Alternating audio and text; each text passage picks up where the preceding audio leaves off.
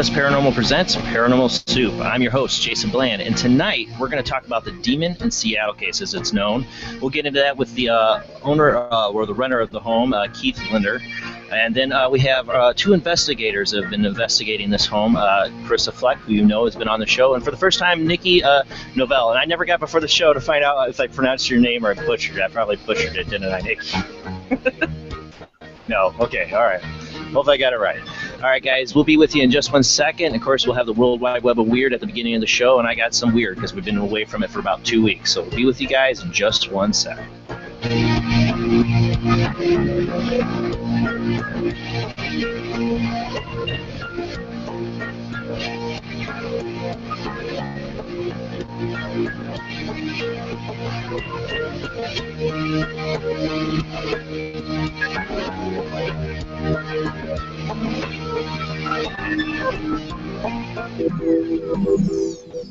All right, welcome to episode 45 of Paranormal Soup.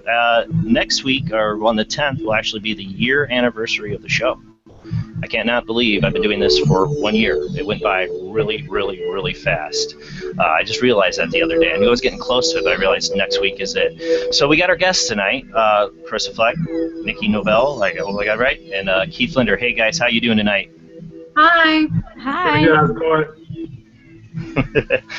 Well, we're going to get into the interview here in a minute, but of course, guys, this is the World Wide Web of Weird. I love my panelists that I'm interviewing for the show to just jump in if you see anything you want to comment on what I'm about to play. Interrupt me at any time if you have any comments or whatever I'm doing. I don't care. I love hearing anybody's thoughts from different points in the field. So, all right, guys, we're going to get in the World Wide Web of Weird here in just a second. Remember, we got chat room. I will try to pay attention to the chat room tonight as much as I can. I don't have Judy, sadly. She couldn't make it tonight. But I will try to look for your questions as we go into the show. I will do my very best. All right, guys, let's get in the World Wide Web of Weird.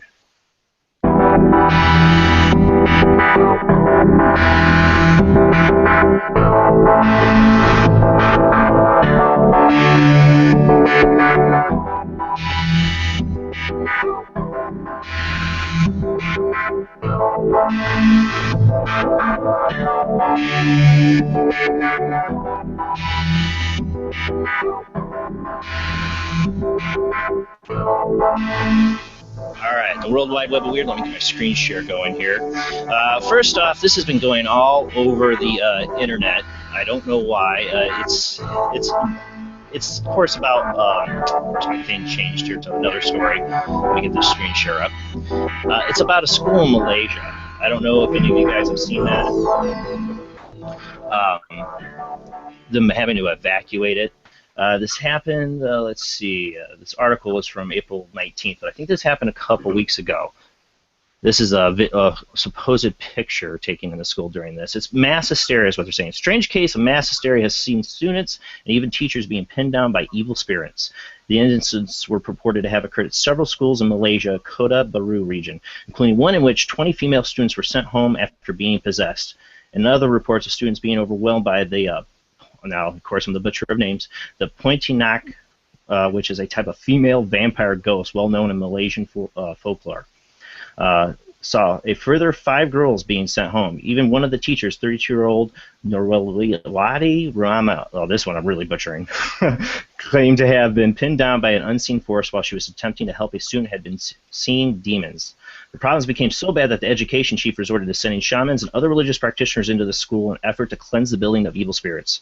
That are these really cases of paranormal phenomenon, or is this something else going on? Local medicine expert Ru Sankla believes that far from being a case of demonic intervention, the situations most likely have been the results of mass hysteria, something that has been occurring increasingly often in countries such as Malaysia and the Philippines. A heat wave currently being experienced in the region also has thought to be contributing to this factor.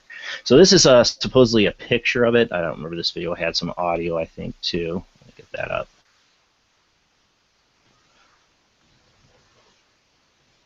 Were possessed by a spirit. We don't want to hear that voice. But this was supposedly a picture of from the school. Everybody hates that voice, the robotic. This is supposedly a picture. Everybody hates that voice. But this is supposed to be a picture of this dark vampire spirit, whatever. This has been going on all over the place. I don't know. mass hysteria, I don't know. The stories are pretty crazy that are coming out of there. A teacher feeling like she got oppressed by something, not just the students. I mean, it's a different country. I have another story from Malaysia here, actually, but first, before we get to the other Malaysian story, we got another ghost theory on their World Wide Web of Weird. This is a real ghost capture caught on CCTV in a warehouse. Now, this one's just going to see a faint image in it. And you're watching this. A strange moving object was captured by CCTV in a warehouse in Hong Kong. Now, of course, I'm going to get the ad out of the way. That doesn't help.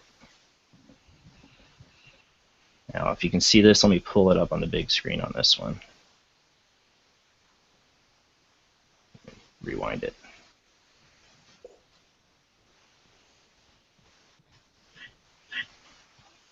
This one might be hard to see, but if you look it up on my World Wide Web of Weird playlist on YouTube, you'll be able to see it better. But you see like this little strange creature or a shadow-like movement in the camera.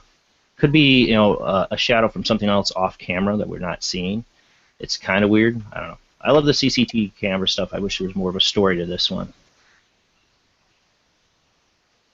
All right. Then we got onto the UFO front. Diamond-shaped UFO seen at the, of course, the NASA International Space Station, and they cut the feed again. It's becoming an ongoing story. That NASA recently made a statement that they are not cutting transmissions.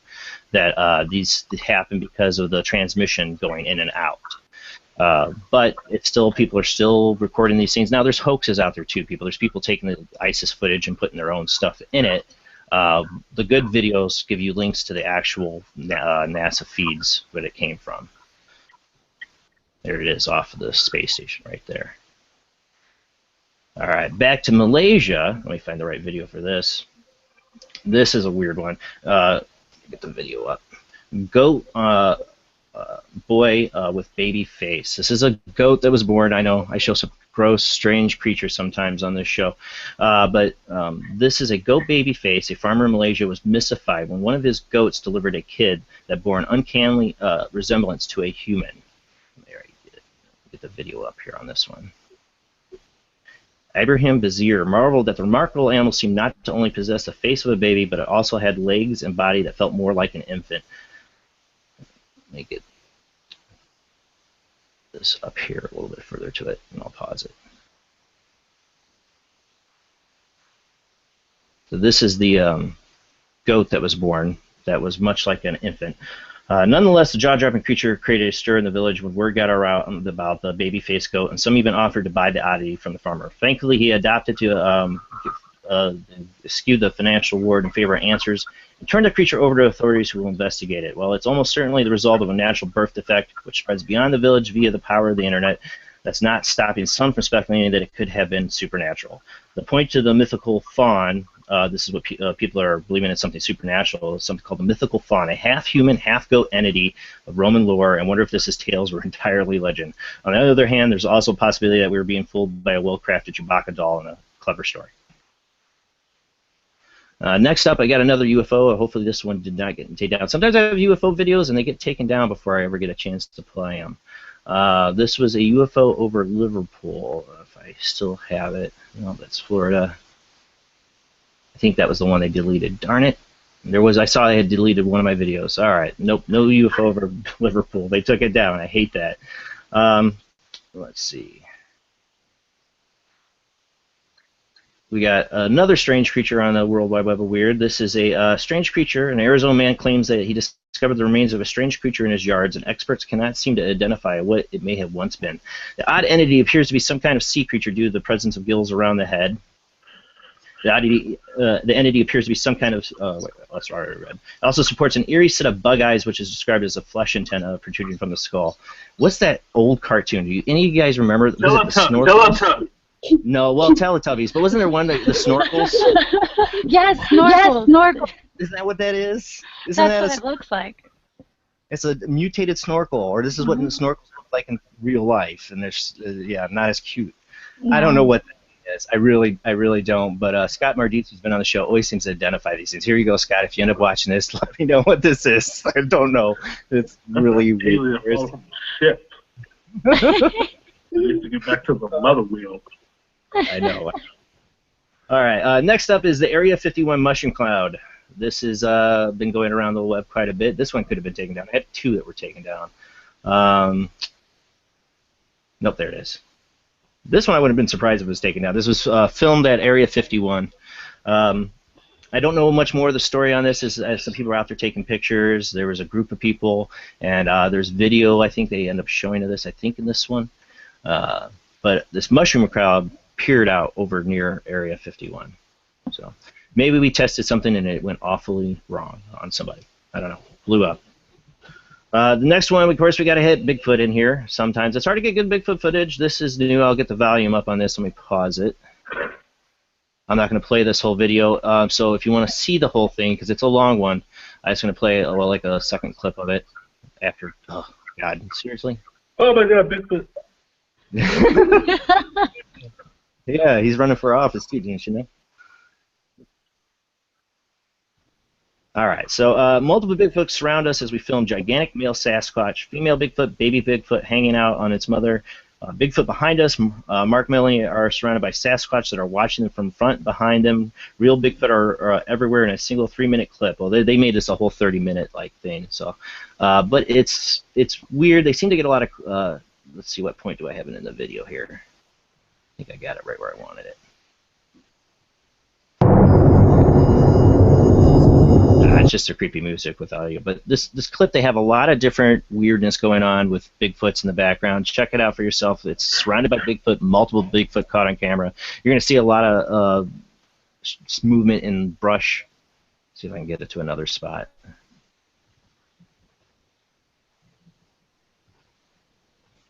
So this will be one right there. Like I said, it's a 38-minute video. There's a lot of stuff. They slow it down and edit it. It's pretty cool. I don't know. I'm still wanting to see some more real good Bigfoot videos. It's hard to find them. This is interesting. This I got to play. All right, so this is Alien Hybrid Disclosure by General Mark Miley. This has been going pretty viral pretty fast ever since this came out. He was giving a speech to, what was it, a Northfield, Vermont symposium. And he was giving this speech here. I'm sure I got the audio on again. And his comments are very The world of 1916 was complex. Or the world of 1945 was complex. The world of 2016 is intensely complex. And I can tell you that from personal experience, and I know there's many others who can tell you that as well. And you will graduate and be in that world. And you're going to be leading the soldiers and the sailors, the airmen and the Marines in that world. You'll be dealing with terrorists. You'll be dealing with hybrid armies. You'll be dealing with little green men. Little green men. You're going to be dealing with tribes. You'll be dealing with national leaders and local leaders. You'll be dealing with politics and economics. And you'll be dealing with direct fire and indirect fire. And you're going to be dealing with it all. And it's all going to be dealt with simultaneously.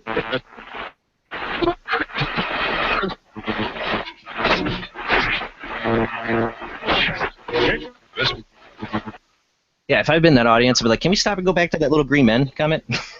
You sure? I want to know. I want more on that. You can't just scroll by the little green men comment and hide. Question. Like, I got my hand up, like really high. Please pick up me. I got a question. Yeah, definitely.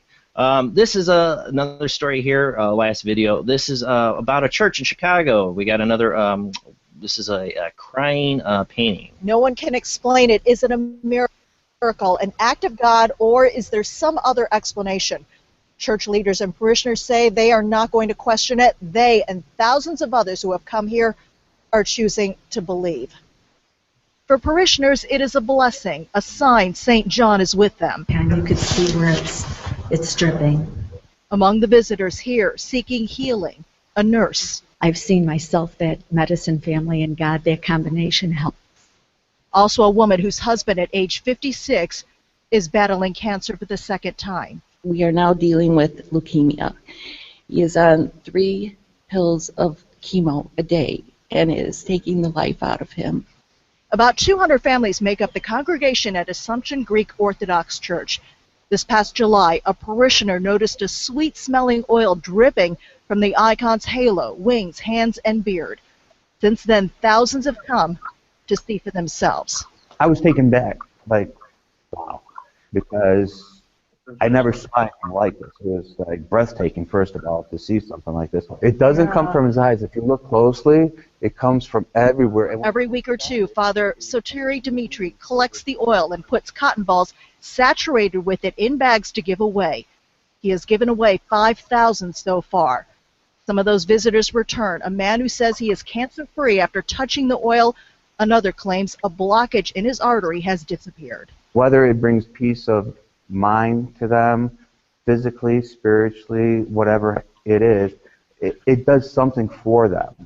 Jackie Sebsi lost her baby granddaughter and recently marked what would have been her first birthday. We had a beautiful experience, and we feel God's presence, and we just feel that this would be another addition to our healing process. News of this is spreading as Orthodox Christians prepare to celebrate Easter Sunday. Father Demetrio believes the oil has also helped him with his own health issues.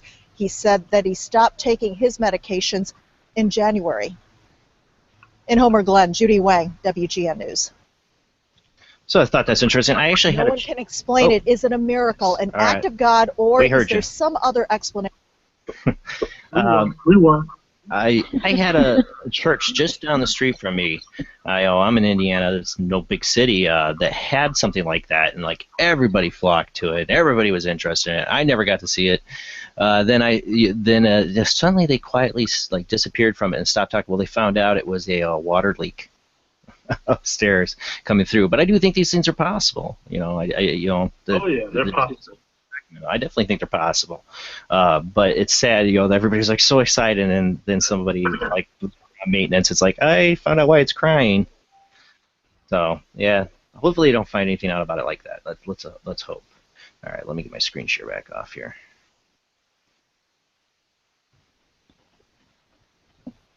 All right, so how you guys doing tonight? Good. Doing good. Well, thank you so much for coming on the show. I cut out a lot of the World Wide Web of weird tonight. I tried to keep it down to 15 minutes to 20 minutes at the most. I'm trying to time it because sometimes I got so much stuff. I'm like, oh, especially when I'm gone for 2 weeks. So I edited it way down because I know we got a lot to talk about tonight. So for people that don't know, Keith Liinder, I'm saying your last name right, hopefully. Everybody has pretty much got to know you from the Ghost Adventures episode, doing the Demon Seattle case. You're still living there at this time, right? You're in the place right now. Yes, I'm from sitting in Ground Zero.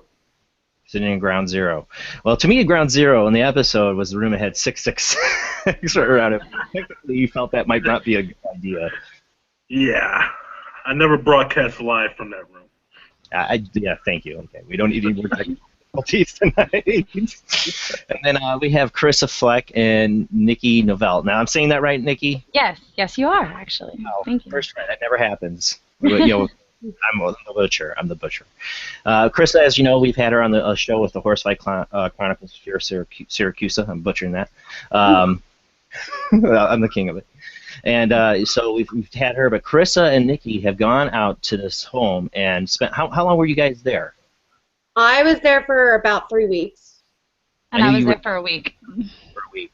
And how long was Ghost Adventures at your house? Zach and then were at my house about 10 hours. Yeah. So I want people to hear that, all right, tonight, because I've heard criticism. Keith, I know you've heard it. The people saw that episode and they're like, "There's nothing going on there." That's the way that they kind of tilted it. And I'm not knocking on Ghost Adventures either. They had their 10 hours. They did it. Nothing happened. I've been on investigations and residences more than once, and the first night, nothing. Complete silence. Dead. Nothing. Go again. Nothing. And I'll give it another try, and then bam! Just when you're ready to walk out the door, stuff happens. This is the problem with TV shows. They're gonna go in. They got 10 hours to shoot, to do what they're gonna do. And I Ghost Adventures didn't say they made any final judgment at the end of the episode, but because nothing happened, people think, oh well, that case is solved. There's nothing there, nothing happening. Yeah, and you hit the nail on the coffin. Pretty much, the show left it open-ended, but they kind of steered it in a way to where some viewers, not all, but most of the viewers either thought that it was either staged or rigged or, hoaxed, and the other half of the audience was really just waiting for more info. I've gotten emails from all kinds. The hoaxers are claiming that we hoaxed it, and those that just wanted more info, because those that wanted more info know that you never get anything, or most of the time you don't get anything the first time around. This is the paranormal we're talking about here. And you're right, they bring a whole production team. It's like a movie set for the week that they're here doing reshots and reenactments. And then Zach and his crew come in the last day. And the 4 days before that is just Hollywood production. So an entity that's going to occupy a home, that may affect it, that may cause it to wait it out, and it may cause the entity to say, you know what, we're going to just not do anything so Keith and Tina can be made to look like they don't know what they're talking about. But Ghost Adventures, and I include Zach because he's the lead investigator, should have told the audience from the get-go or toward the end of the show that, hey, you don't always get them. You don't always get the truth the first go-around, or maybe we may want to come back. Maybe it might require more equipment, more time, but these things happen. This is why it's called investigation and why it's called research. You don't give up on the first try. No, and I compare it to this, especially if you're a client living this. It's got to feel like this. You know that old cartoon? I've said this before on the show with the guy that had the dead but not dead frog, and he'd be like, when he's alone with the frog, it's like, hello, my baby, it's singing. And as soon as he brings it out in front of people, it's a limp dead frog. Yeah, and that's very much frog. Yeah. And that's very much how it's like, I think, for clients. I've seen people like, all this stuff happens, but I'll go to them, but does it happen every day? No. How we know it's going to happen today? How are we going to know? We have no timetable for when these things happen. If it was every day, you'd be walking out the door. If it was every single hour. Every day, nonstop, you'd be gone. You'd be out the door. Also, they didn't interview us to try to get information as to when it does happen. Right. A lot of the cabinets and stuff that you see in the videos happen while we're at work. We don't witness that. We come home and the house is upside down.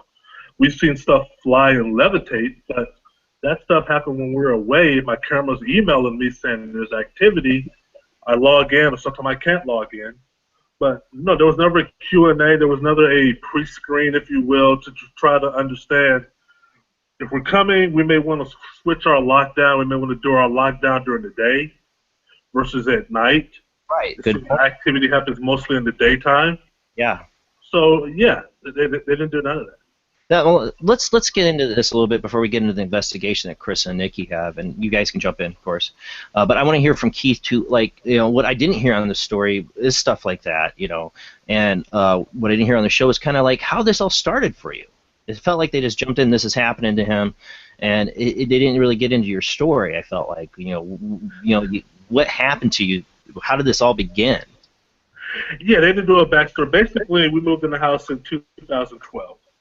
And start experiencing weird phenomena on day one.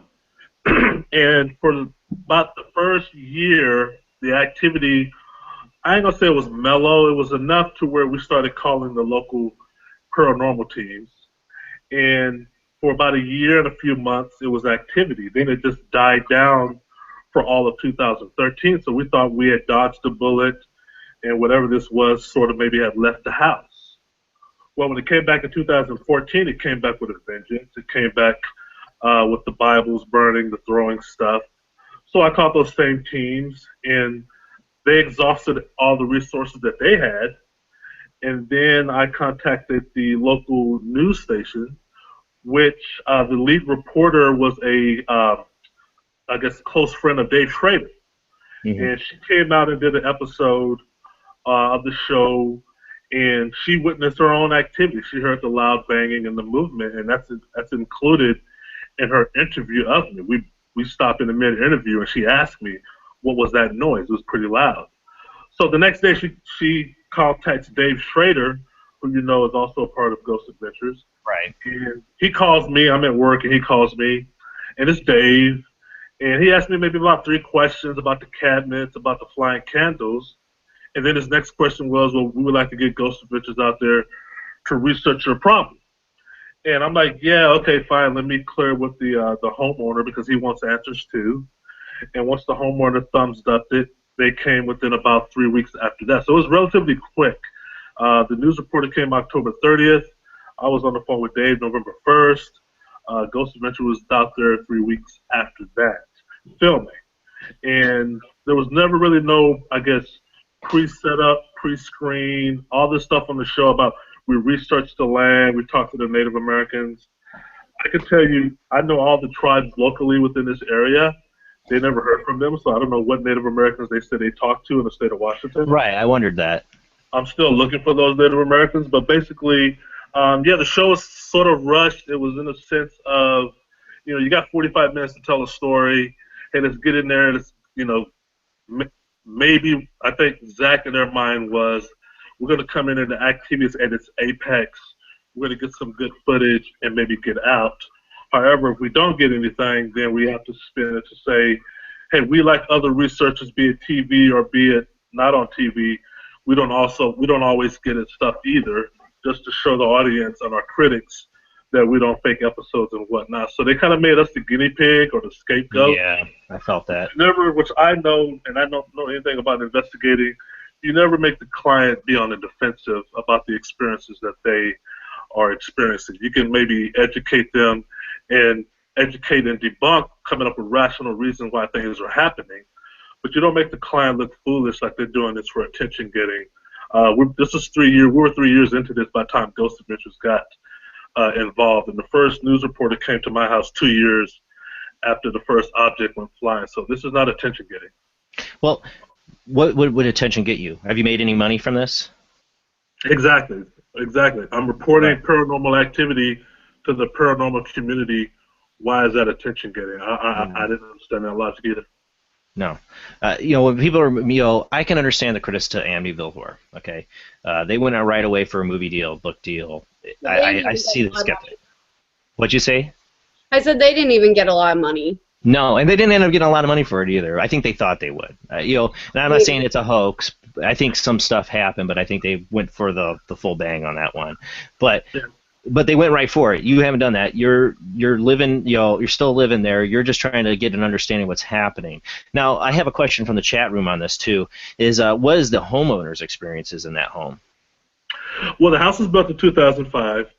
Am I talking with the homeowner? Because keep in mind, when this stuff started happening in 2012 and 2013, I wanted to get in touch with all the tenants that came in the house before me, including the homeowner.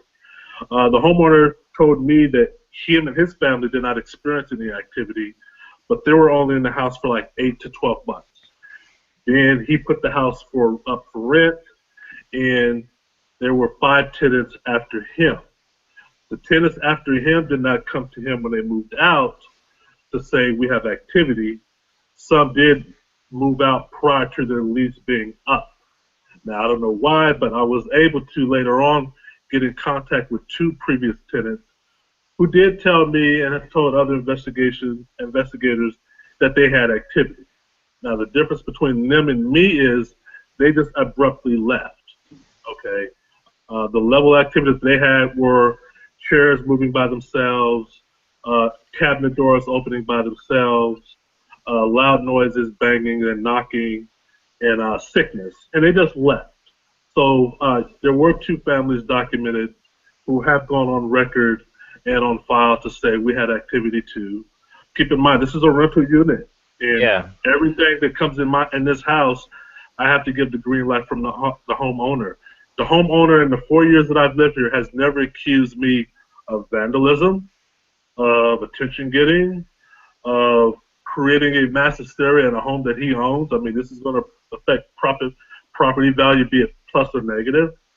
He said, find the source, find the answers, because another family has to come in this house eventually upon our exit, and we want to know what things to do, what things not to do. It's a young house. House is only 10 years old. So do you know what was there before the house was built? We found a cabin through research when Karissa was here. I put in petitions to the county registrar's office to pull up the land history, and we were able to determine that there used to be a cabin here. We're still trying to get the names of the occupants of that cabin.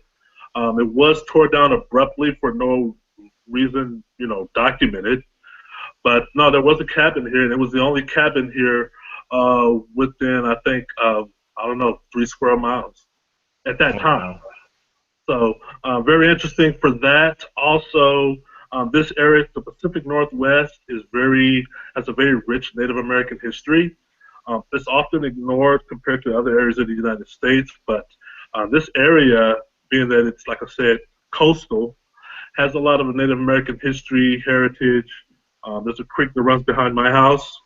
There's a huge lake about 3 miles away. The coast is about 5 miles away, and everything surrounding this house has Native American names attached to it. So there could be some linkage there. Some of the wall markings on the wall are Native American inscribed, so that kind of lends it also to the fact that there may be some Native American unsettled history with the land, with the soil, that needs to be researched and analyzed. Yeah, I thought, they really kind of did blow off the Native American thing. They're like, oh, well, they said there was no Native Americans in that area. That's who they went to. We didn't get much on the source on that. And I know from, I'm not the researcher in my group, but I know some areas there were Native Americans in, but the counties, people, they try hiding it. They have tried hiding it. Because of of a fear of reclaimed land. We're talking ages ago that they would try to hide that, not nowadays. But there was a lot of people worried about land they were living on and keeping that a secret that it was Native American land. So that happens too, and that can make it difficult for researchers to sometimes find out. It's if the tribes do say that no, there was no Native Americans there, then they might be right, but they usually know, but not always. Yeah, you're getting history. Keep in mind, you're getting history and information from the victors of the past, meaning that the settlers of the past are now the ones in charge of the history and the record keeping. So it's kind of hard to actually get the real answer. But out of every Native American group that I've talked to in the local schools and the local libraries, they will tell you that there was wars and factions between the natives and the settlers. But it still needs to be researched. It kind of sheds a little light to maybe some of the activity here, because some of the things that have happened here, but then it begs the question, why not the other houses nearby? Why this specific house? So then we're back into the category of poltergeist, a malevolent entity, being, demon. We're running the gamut here. Being an investigator, one of the things I would ask you is, have you ever had history of anything paranormal, or did Tina in their past? No, and that's a good question, because every research team that I've talked to have asked that question. When they're trying to troubleshoot, trying to see what's the common denominator. Did the activity come in with us? No, me and Tina never had anything remotely paranormal in our lives. We were together 2 years prior. We lived separately. Neither one of us have played with the Ouija board or dove into the arts, if you will. We're both raised Christian, Southern Baptist, so some of that stuff is taboo, even to begin with. A lot of it. Yeah. So yeah. And then, like I said, when I finally got caught up with one of the previous people that lived in the house, and it was a wife, and she told me the things that were happening to her and her husband and their kids. I mean, it's bad to hear these things, but it was sort of a relief in the sense of, okay, we're not crazy. You weren't the only ones. Yeah, we're not the only ones, and that's a lot of info right there when you find out, okay, 6 years and 8 years, because this happened to them 8 years ago. They've experienced this 8 years ago, and we're still experiencing it today, or at the time that we talked to them. kind of run me through just a little bit. We're going to get into the investigations here in a second, but before we do, just give us an idea. What are the common activities that are paranormal wise happening in the home for people that I know not everybody's seen the episode, so. Well, I have to break it down towards the level of activity. The baseline activity in this house, whether it's high, medium, or low, is the tapping and the knocking of the walls. That happens every day. I would say that's the baseline activity. When activity is heightened, I would say either the humming sound or electrical phenomena as far as lights going off and on, blinking, TVs coming off and on by themselves. Even when they're unplugged, TVs have come on themselves when they're unplugged. And when it's crazy, large and small and medium objects thrown. But the ultimate baseline is the knocking and the tapping. So, how in the, we're going to get in now. I know there was a British team that came out and investigated. I saw some of their evidence. It was really interesting. I've been seeing, of course, I know Karissa, so I've got to peek at a little bit of the evidence and stuff that she's posted online and that. How did you guys end up meeting to get together to have Karissa come over for 3 weeks and Nikki for a week? Well, that's interesting because probably almost a year ago last year, I got an email from another friend of both Karissa and Nikki who was an investigator, and she had saw the episode on Ghost Adventures. And she sent me an email, and she said, hey, I'm a friend of Nikki. This is what we do. We saw the episode. We're kind of curious, have questions. Would you like to come on our show and give your side of the story? And Nikki will tell you I was hesitant and scared and said no because at that time the activity was still very active in the home in addition to the previous activity. But they also expressed an interest of wanting to just remote monitor the house from their current location. And the cameras that I have set up in the home, we set it up to where they can remote monitor 24/7, and they did. And as they started getting evidence from remote monitoring, they pulled in Karissa, who is a medium because I think she had recently been on their show, and they started sending her some of the evidence.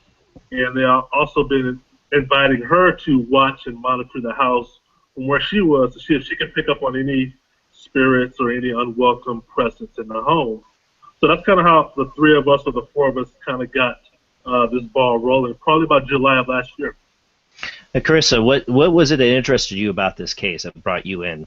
Well, number one, I respect Nikki. I always have. I didn't really know her that well at the time, but I still followed all of her work. And her just saying that it was active was the first clue that there was something going on, because she's not one to say that. Anyone that actually knows her knows that she does not jump to the conclusion that there's something paranormal going on. So when I got the phone call from her and the other girl saying that there was something paranormal going on, that got my interest sparked. Then I started watching the cameras when I had the chance to watch them, which wasn't very often because I was on the Horsefly full time at that point. And, some of the things that I saw and heard really drew my interest. I remember the one night I did a little ITC experiment where I tried to pull the spirits from there to here, and I got some interesting responses. And it was at that point that I decided that I wanted to come out there and live there, because we all know that's what I do. Yeah, for people that don't know, I haven't seen Chris on the show before, seen her on, she's been done a number of radio shows this last year, not interviewing, but as hosting, with Phil Siracusa. She, on the show we've talked about, you lived with Phil for how long? 4 months. 4 months. And then I just got done. So 5. You're probably the perfect person for Keith. Oh yeah. Because after what he went through with Ghost Adventures. Yes. So I have to ask Nikki. So the show, what was the show? Nobody said what show it was. Which show was? Because I know Nikki, you're involved in a couple different things. Was this on your show? Yes, it was on Live Paranormal. One of the shows that Paranormal. I do on Live Paranormal, and Jenna had mentioned, and actually I hadn't seen the episode yet. I actually had talked to Keith. Firsthand before I actually had seen the episode, because I am one of those people, I don't watch a lot of TV. Yeah, So to hear him so just like nervous about talking about it. Actually, he wouldn't even talk about the house in the house at this point. I remember we had to arrange where either I think Keith would stay late at work or he would go somewhere else and talk to us about That's a good idea. the house. Right, and then over time, you know, we extended that offer to remote view, which is in the real sense of remotely viewing, not remote viewing. You're right. Everybody else knows it, you know. So, you know, he eventually was like, okay, yeah, and then that kind of became my life. I blame Keith's house on my paleness, okay, because that's what I did all summer. I watched his cameras day and night. Oh man, and there's nothing. I hate to say it, there's nothing more boring than DVR footage. This is true, but this is live at least. So not only did I have to clean out my email box, like I think a bajillion times after all the alerts from his camera system, sending out the email alerts, which I'm like, yeah, I know, I'm watching it, but you know, because there was that much going on. But you know, by reviewing it from here, and my family, God bless them, because they dealt with me with headphones and computers all around me at all times. They couldn't like talk to me hardly. I'm like, shh, I'm busy. You know, I know that feeling in this household. Yeah, it's hard. But you know, I really felt almost when I walked into Keith's house, you know, I knew I had to get there, but when I walked in, it was like the weirdest thing I've ever felt because I knew where everything was. I know the schedule at Keith's house. I know trash day. I know when the landscapers come. Like I watch felt that with DVR footage. Yeah, I mean, I've literally watched Keith's life, and I feel like, you know, we go way back, you know, and like I know the house, I know the layout. How long did you monitor his house? How long was that? For months. Wow. Yeah, from about July to October. It was, yeah. Yeah. So we do have videos and stuff to show tonight. We're gonna get to that. But what comes to mind for either Karissa or Nicole? Some of the stuff you saw just on the cameras before you even got to the investigation. I'll go first just because Nikki's is probably way longer, but just because she watches so much, like she was very dedicated to this. She spent 24/7 watching the cameras. Oh my God! Like she didn't sleep. Yeah, all summer. Pretty much. And she's not exaggerating. That's really true. But for me, furniture being moved across floors that was not there. Screaming, voices. You would hear full conversations when Keith wasn't home. No one was at the house. I guess that was really what stood out. And then we actually posted, I guess, an apparition of a woman that looks almost Native American that was on video as well. So those are the things that drew my interest and made me want to go out there.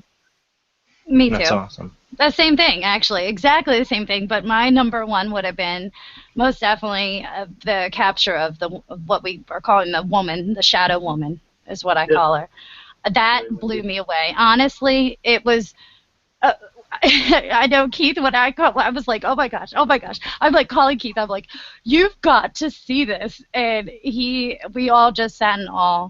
Now, is that one on one of your guys' YouTube? Because I haven't seen that one. It's not on the YouTube. We have it on Facebook, the image. It's on the Facebook for the case, too.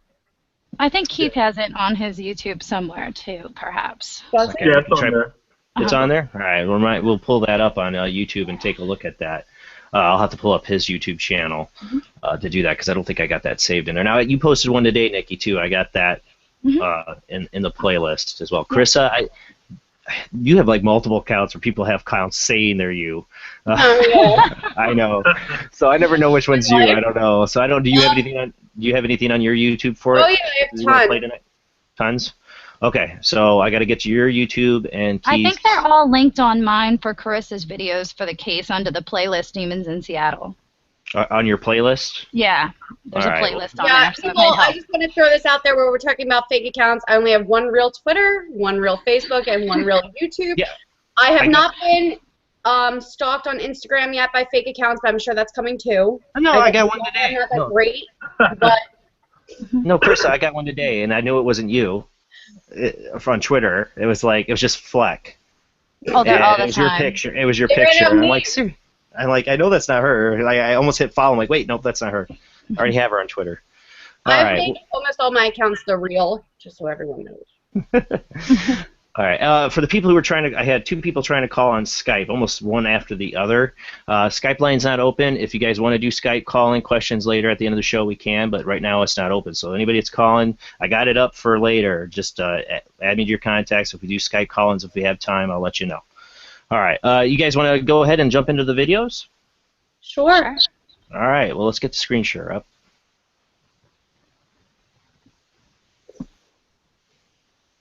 Well, let me get the lower third off too. All right. Let's see. I have some of the videos. I had a playlist. I started doing them, but I could. You said, Nikki, it's all linked on yours? I have most of Karissa's. I don't have all of Keith's, because if I added all of Keith's, I'd still be sitting here clicking, I think. Well, I'm pretty sure that Keith has mine uploaded too, because I've gave him permission to share videos that I've captured. So I don't know. Right. Well, we'll get to it, I'm sure. Actually, let me go to that playlist because I can get to it from there.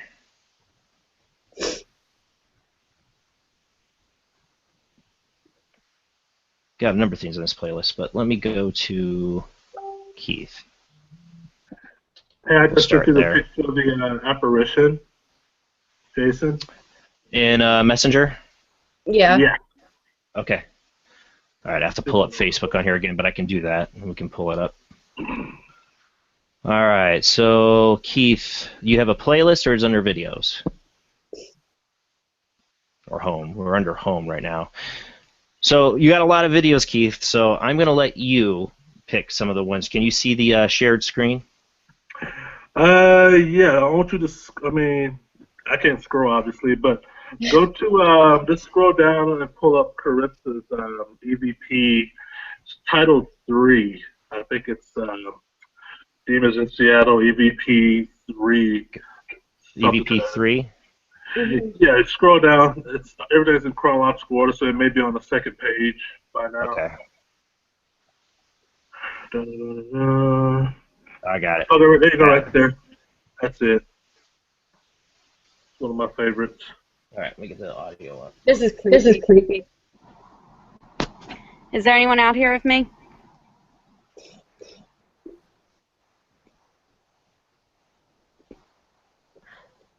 Can you tell me your names?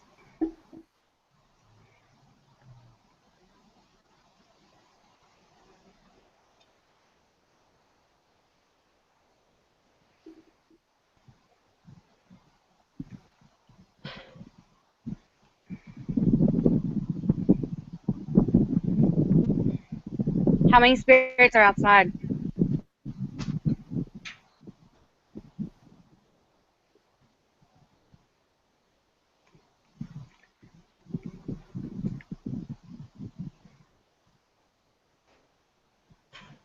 Are there shadow people out here?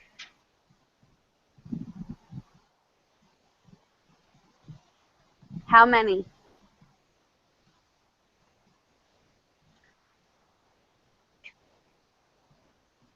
Yeah, I just heard it. Yeah. How many are out? All right, let me go back. You know, I swear to God, I hear something even time you ask it. Oh, yeah. I just forgot what that tag was. Let's go back to that, because I swear there's something in there. I think this is the one you sent me to edit for you, too. I might have it somewhere on my computer.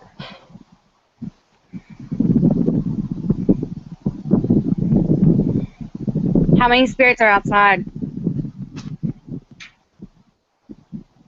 All right, now I identified it. Did you touch a gate or something? No, I didn't touch a gate. What actually happened was I was outside by myself, and it started getting really windy all of a sudden. So the wind was hitting the house during that part. Yeah, got it. Okay, but the other one's not. It's definitely a human voice. Uh-huh. Oh, yeah. Oh, yeah. Yeah. Are there shadow people out here?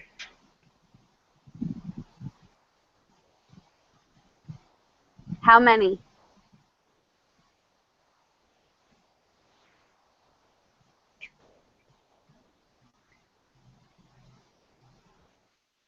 All right, back up one more time.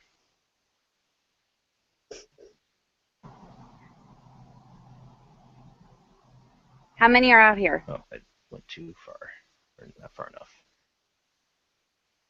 Honey.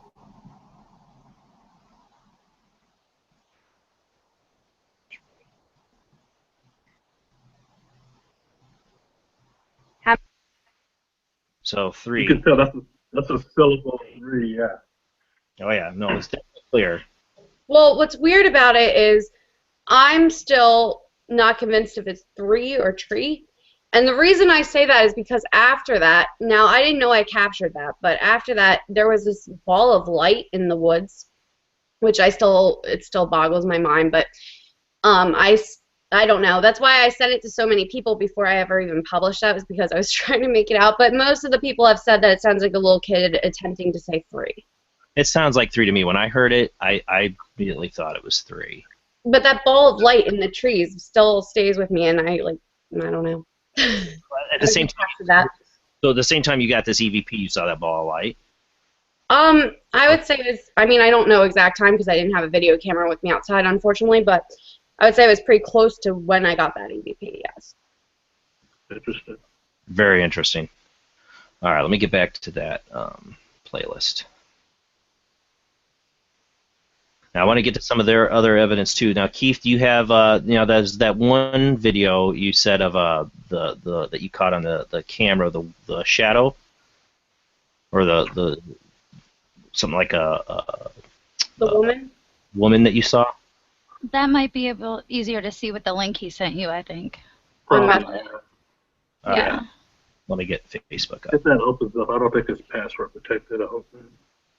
I opened it with that one. Okay. If it lets me, try to get my Facebook up to do it. Oh, I think I can put it in our little group chat. I don't know. Would that be Oh, easier? I got it here. Okay.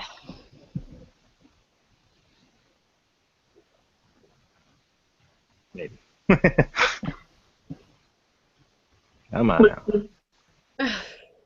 Like, can't take any more, Captain. Yeah. Brennan, did I lithium crystals, Captain? Yeah, exactly.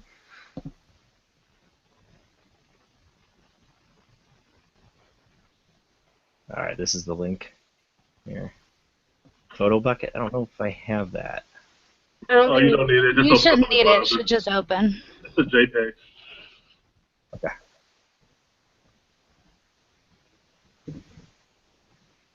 You guys can see it. It's loading at the moment. So this is a still image of it you guys took? Yeah. The camera took that. Okay. Yeah, Google Drive found that, actually. It was the still shot that Google Drive picked for the image for the file. Yeah, we can't even take credit for that. It was Google. It was all Google Drive. Thank you, Google. Thank you, Google Drive. Right. Yeah, it found it before we did. Yeah. All right, hope. Yes, Snapchat. All right, it's coming slowly because like I'm running the show and getting this on here, it's taking time. Ta-da! Yeah. All right. Oh, I see it. Okay, there you go. Let me zoom in. You guys can see it? Yep. Yeah. Oh, tempting fate here by trying to zoom in. Oh, it took away the zoom from me. I guess it didn't like that. But yeah, I can see it right here. Yeah, I wish we could make it bigger because the detail actually is just so amazing. It literally is just. I mean, I try to rule everything out. You know, I try to consider it. You know, okay, I got to take everything into consideration because I'm very skeptical. And when I saw this, I'm like, wait a minute. Okay, and I'm literally looking at the bottom of what looks like the bottom of a dress, and you can actually see that. At least I can see it because I'm familiar with the picture. You see that line at the bottom? It's like a hymn. I mean, like. It almost looks like a woman in a morning coat, like the old 1950s morning coat to me, a little bit. Or like a shawl with like a long dress, or you know, it's pretty cool find, I have to say. Thank you, Google Drive. All right, I'm going to shut this down, though, because it's like I was hitting bandwidth here. Take that down. Okay. Oh, yeah, it'll suck up there. All right, there we go. Okay. But no, that's really cool. So you got that on that CCTV, and that's how it caught it, that image. Correct, All right. yep. All right, Keith, we're still on your YouTube playlist. You have another video you want to call out. Scroll up. You probably want a short one. My videos are typically long because I don't really edit them much. So, I mean, if you see one, if you have a question, let me know. Yeah, Washington State poltergeist case, 1 minute long, or minute 16. Okay, that's probably an EVP one then. They're going to be they're going to be sort of hard to hear, but they're time stamped. They should be. Tripwires going off by themselves in the hallway. Okay, this is the tripwire. That's a good one. That's a good one. Just to give you a little bit of narrative about this video is we set up tripwires in the hallway that night while Karissa was here. And believe it or not, the tripwire starts responding to Karissa telling the entities to stop for a minute. And she says, hey, can y'all stop for a second? And the tripwire stops for a second and then resumes. Which is impossible. Right. We spend the rest of the time, because then they go off again. We're not in the red beam. You'll see where we're standing and where they are. And the entities are in the hallway with us. But she does say, because we're trying to gather our faculty, because we were downstairs, we heard the tripwires go off, so we grab cameras and gear. And then we go upstairs, and we're trying to negotiate what's going on. And then she says, hey, can y'all stop for a second? She didn't really mean it, like trying to get them to stop. She was just speaking out loud or thinking out loud, because it's so loud when these tripwires go off.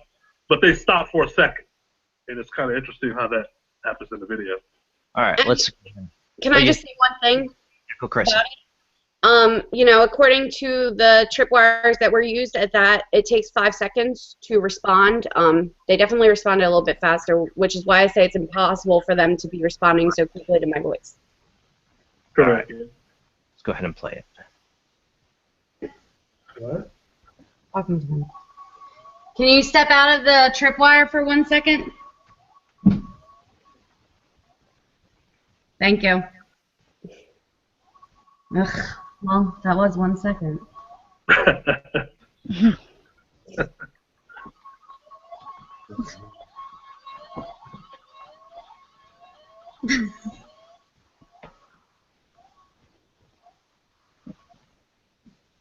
I knew as soon as I fell asleep they were going to do this. What time of night was this? It was late. I don't remember exactly, you know, but it's funny because every time I'd fall asleep, I'm the type of person that once I'm asleep, do not talk to me dead or living. I don't care. And so, of course, when I live in cases, the dead like to annoy me as soon as I fall asleep. And this actually happened as soon as I went to bed. Oh, yeah. Good times. Yeah.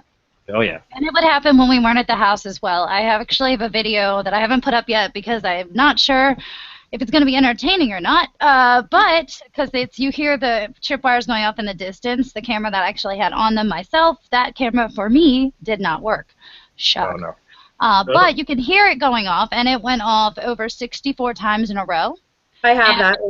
Yeah, I think you have the video. I have the audio for that, Nikki. Yeah, I have audio for that too, and I have and that was actually right after the baby, like within a 10-15 minute time frame of the baby. But it went off over 64 times, and I actually have the factory specs for the tripwires, and they are only supposed to go off for 5-second increments. You know, it's like a 5-second cycle. And I actually went through, got the specs for it, and in that time frame, the length of time that they went off was at times longer than the factory specs. So I don't know how it was manipulating that. So I have that. Yeah, I have that as well. So. All right. Let's see. We got some other stuff. Let's see. For the shorter ones. EVP slow. Yeah, you can play that one. You'll probably hear. I don't know how good the sound quality is, but Karissa was there for this one as well. As also a neighbor of mine who does paranormal investigations as a hobby or an enthusiast. It was his equipment, and during his setup, when he reviewed his footage later, days and weeks later, to edit, he did pick up EVPs, one being slow. It's time-stamped, so if you see in the notes, it's going to have the exact timestamp. Number 331. Yeah, he puts the words on the screen, so you'll see it go across the screen. Fast forward through a little bit of it here so we get closer to it.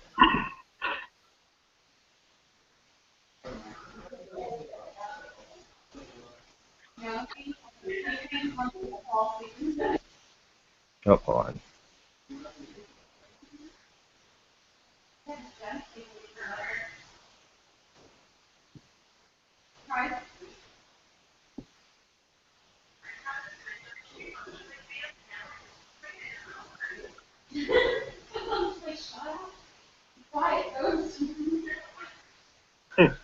We're downstairs.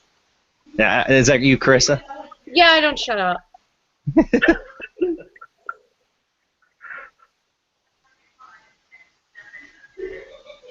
Oh my God. Don't you love the back again when you have to review? No, I hate my voice so much. I'm so annoyed.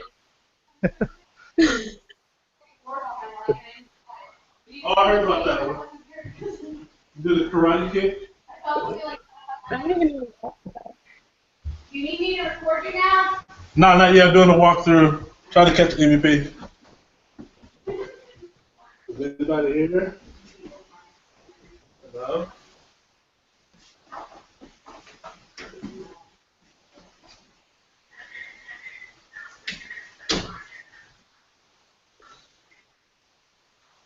I heard it.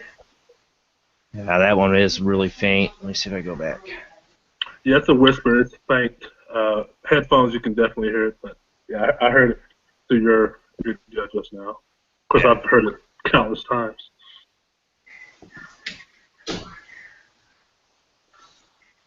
Yeah, it's really faint. Slow. I hear it, headphones on through a mixing board, so I got it pretty loud. But it might be hard for people to hear if you're not wearing headphones, so you definitely check this out. Your YouTube channel is Keith L. And the Demons in Seattle, EVP Slow. All right. Any other ones you want to point out before we move on to Nikki or Karissa's? No, I just want to reiterate the fact that the equipment that you see myself, Nikki, and Karissa utilizing are no more extravagant than the equipment that Ghost Adventures use. I mean, it's just basic one-on-one investigation, but applying intuition. And these two ladies lived in the home for a week and 3 weeks, so. I think the biggest factor is time. Yes. 10 versus 3 weeks. You know, that's. Yeah. That's why I do what I do. And that's why I applaud you for it, Karissa. If I could do that, I totally would. I have to go back at multiple times. There's no way my wife's going to let me live somewhere. I just run away from my life and go live into cases. It's fun. I'd get more sleep at the haunted house than I would in my own, probably. Probably. Yep, with kids, that's definitely most likely the case. My probably be like, you're not going, I am. All right, well, Nikki, let's see. Let's get your YouTube channel up. You got some of Karissa's on yours, too. Yep. Okay, let's see if I go back to the playlist. Hold on. I'll get to it from there. Oh, I gotta go back to mine.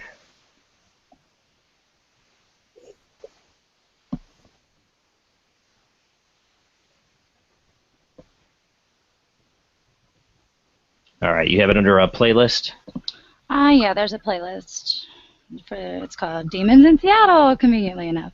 Oh, wow. Never guessed. Sugar. Season. Okay, hold on. Yeah, All those right. kids weren't there. I was like, oh my God! That's right there. New find, guys. If there's ghost kids that can cook, they can come on over to my house. Yeah, if they clean, they cook, and they clean. Yeah, I actually need somebody that lived in a house, and he was told by the owners previous owners that, hey, I didn't want to really sell my house. I had to, but you're going to love it. There's a ghost. And he's like, what? He's like, no, there's a ghost. I'm totally not kidding. And it's going to clean for you. And he didn't believe it and blew it off. And he came home one day and he's like, I'm a messy person. All my clothes were put away. Yeah. Why did I not find this house, and where is this? Because I'm going to offer them a bid they can't Ghosts refuse. in my house are listening that some ghosts have to pull their weight. No. I just got squatters. He ended up having to sell the house. He said it was the hardest thing he had to do. I bet. I'm like, living. Come on now. Okay, Nikki, what do you want to play first on your playlist here? Well, we can go with any of them. I'd say I'd go down maybe the one of the Bible videos. Shall we go there? Yeah, I want to go there, but I want to play mine first and then yours. Yeah, and I think I have yours on there as well. Since mine went viral, I want to go that one first and then show the different angles to prove that it was no can. Gotcha. So this says Demon in Seattle, Haunted Bible, Karissa Fleck. So I'm guessing this is okay. Yeah, that's the one that I want to play first. This is the one that went viral. Yep.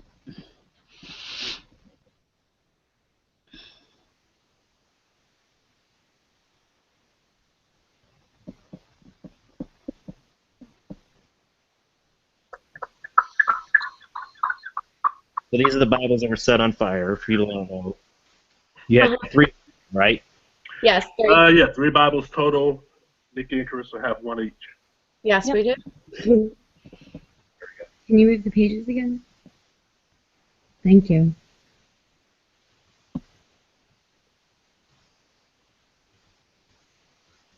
Do you see this? Can you flip a page? Alright, maybe that's asking too much. I just stopped. Like the smoothie pitch. Can you move a page of the Bible for me?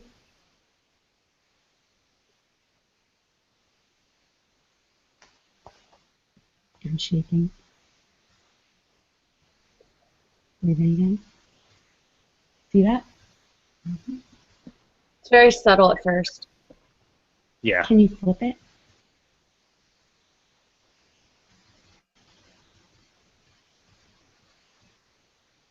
It's like it's trying to build up the energy. Yep. See how it just stops? What? It's almost like it's floating there. Like. It was like going back and forth a little bit. Like it's. Okay. Hey, Jason, there's an EVP in this video too. Yes. Can you move the Bible pages for me again? Can you make it dramatic? And the video just kept stopping. Pretty cool. Where was the EVP at? It's coming up. Okay. But you need to, like, the whole video is pretty. Yeah, I'm playing. This is wild. My narration. I think your slight fear is fueling it a little bit. No, I was actually fascinated. You said you were trembling. Just stop. I was shaking because there was like this cold, like it was like ice cold wall. It wasn't wind, but it was a wall between me and the Bible. It's weird. No, it's taking you a lot of energy. You're doing such a good job. Just keep doing it, okay? You're doing so good. So good. Good job. Almost. You got this. Almost. You're so powerful. Good job. Nothing like having a ghost have 2 beautiful girls tell them how powerful they are.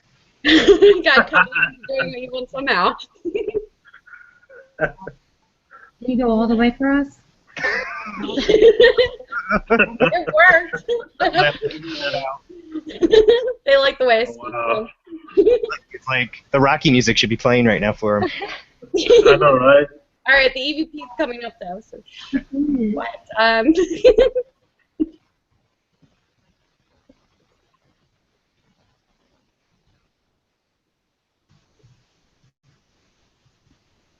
Keep going. Come on, you're almost there. So good.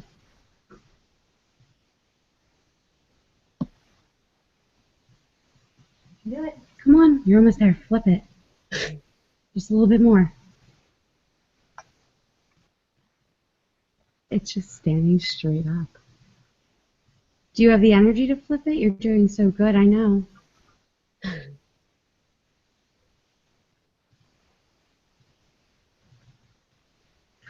can do it.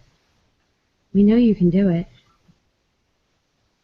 You're doing It's so right good. there. It was a whisper. It was really quick. Uh-huh. It says Yeah. show me how to. And you had a loud bang. Uh-huh. Yeah. Good job. Then the video stopped again. You're doing so good. Oh my gosh, you're almost there. That page is just staying straight up. Can you keep going? Can you fold the page? It's staying. Everything around us is creaking.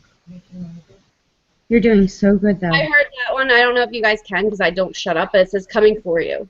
That page would not be I couldn't say that I heard coming for you, but I could hear something in there. I analyzed the shit out of that. Oh, I'll go back and listen to that. I hadn't heard that. Have you ever seen that? Now, I want to say what's creepy about the coming for you, which we didn't note because we didn't hear the EVP at the time, is that when that was happening, Nikki and I were experiencing these rushing sounds coming towards the kitchen, if Nikki remembers. Oh, yeah. Rushing, banging, and just, it was so strange. And it was like one side of the kitchen, the other side of the kitchen. And then hearing that EVP afterwards coming for you. Let's just say I didn't sleep well that night, but I do want to make one comment before we go into Nikki's videos of the other angles, if that's okay, Nikki. Yeah, sure. You know, the Bible just kept moving, and it was really late at night, and I didn't want to leave the Bible on the sofa just because they don't have a good track record. So I asked on a scale from Pope to demon how mad they were going to be if I shut the Bible. No reply. So I was just like, all right, I'm going to shut it. I shut the Bible. Now, as soon as I shut that Bible to go move it back to where Keith keeps them, there was a loud bang in my room, and that's when I knew I was going to have a night. Yep. Oh, Keith, you should keep that in a like a fire retardant like box. Yeah, it's in the safe. Yeah. So I heard this CVP right at the end, right when I stopped it. The yes. Mhm. A little bit. Oh, there's 3 EVPs in this video? Yeah, 3. Oh, there goes the one. Hold on.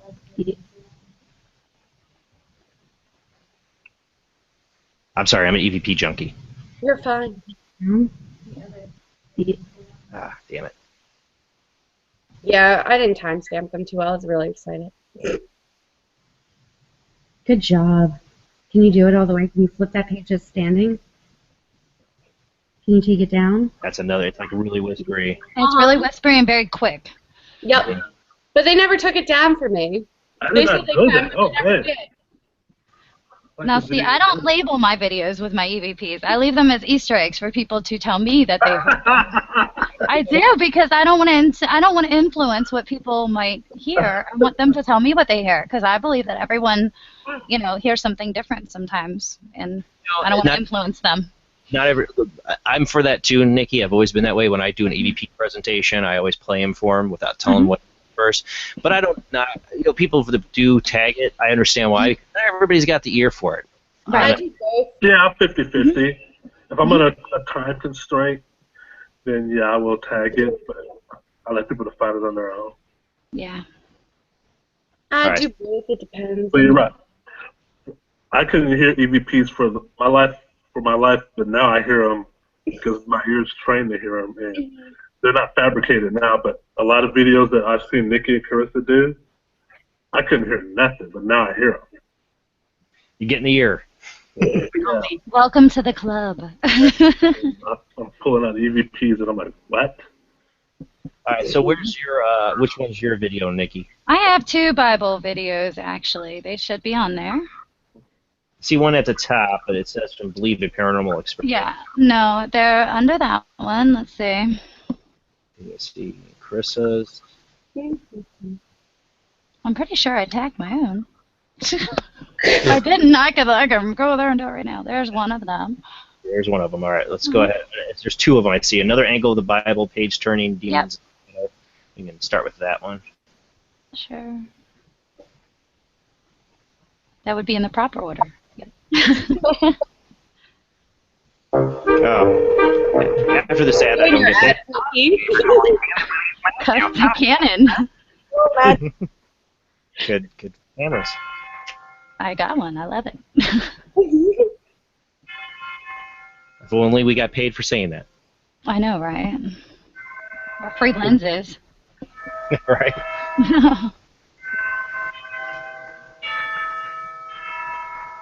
Karissa Fleck and Nikki, is that Paranormal that you? Yeah. I tried to say that. Oh, that church music. Oh my God. Well, it went with the Bibles. Hello, I was trying to be. Try to keep the theme. I think it's the guy running down the street. It's Christmas. Can you do more with the pages? Like, put some more?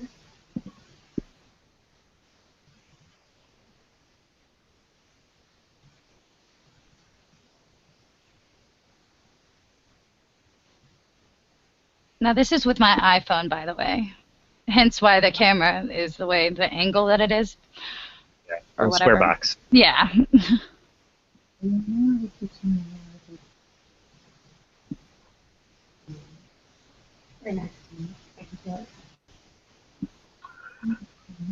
Hey, so Nikki and Karissa, is the EVP on the iPhones as well? Did it cross over?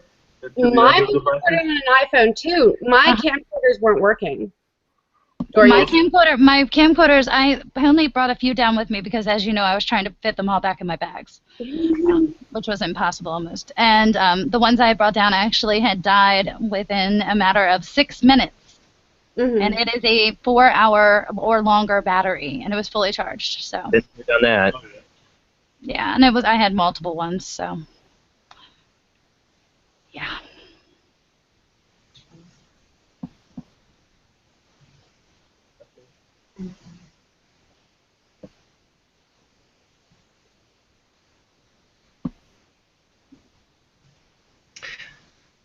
I have to ask this while we're watching this. Oh, it stopped. Okay. I have to ask this, Keith. It seemed to like I said, having two really good-looking girls talk to the spirit to get it to respond and seem to work really well.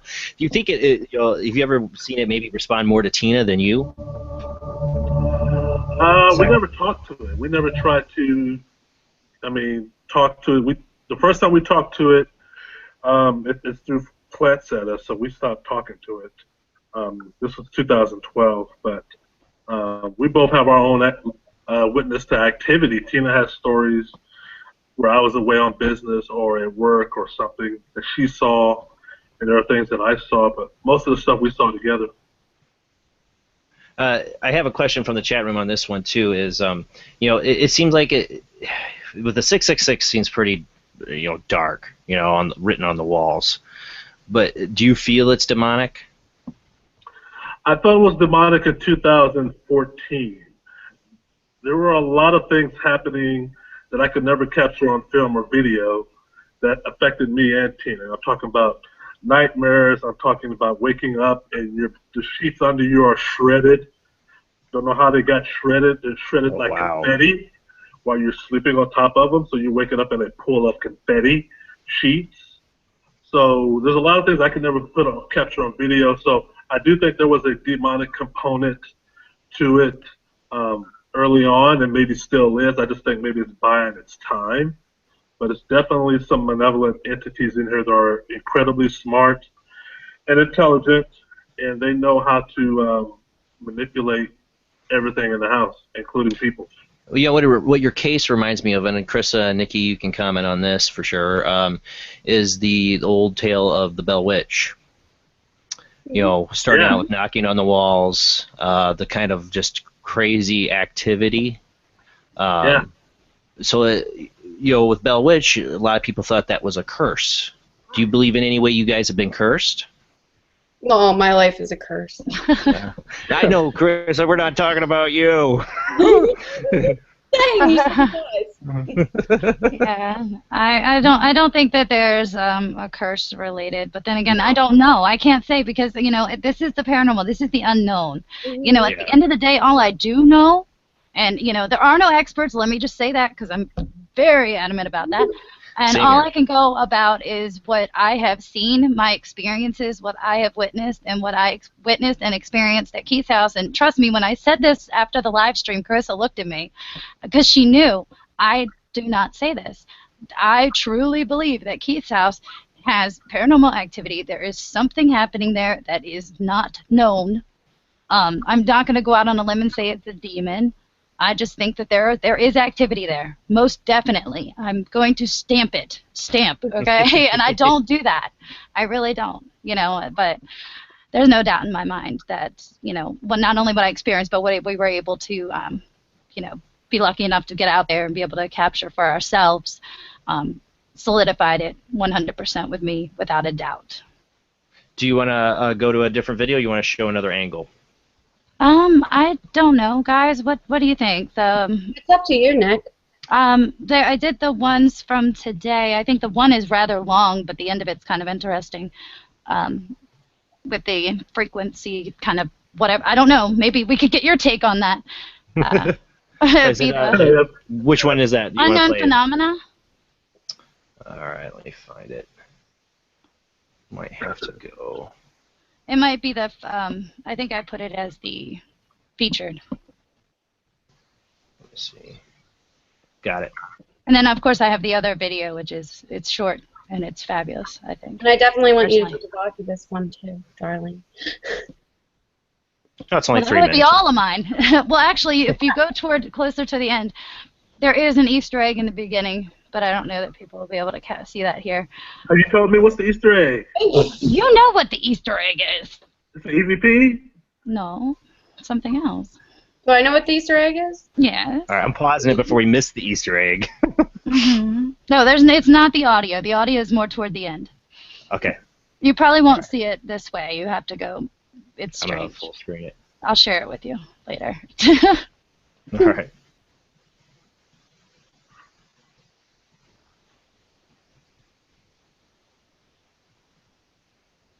Now, at the time, no one is home. Okay. And just to note, Keith has no pets. Just to make mention, in case anybody hasn't asked that question, he has no pets. So there are no kitty cats or doggies or birds, and there are no birds around his house even either. So it's kind of weird. Be interesting to know what happened if you did try to take an animal in there. Mm-hmm.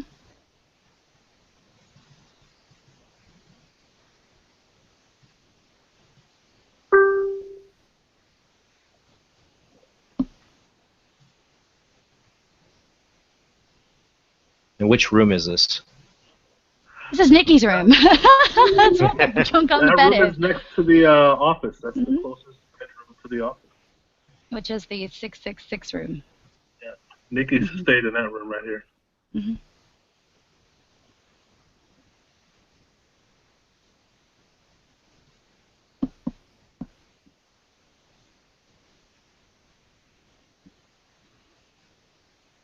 Well, if you'd have missed the Easter, you would have already seen the Easter egg by now. So if you want to go toward the 3-minute mark. All right. I missed it. You can see the meat and potatoes. That's okay. No, it's really hard to see this way. I'll be honest with you. In order to see the Easter egg, it's easier to actually go backwards or zoom through the clip in order to see it. All right. I'm at 253. Now, this actually has audio too. Like you'll be able to hear it as well as see like what's happening there. I can't explain.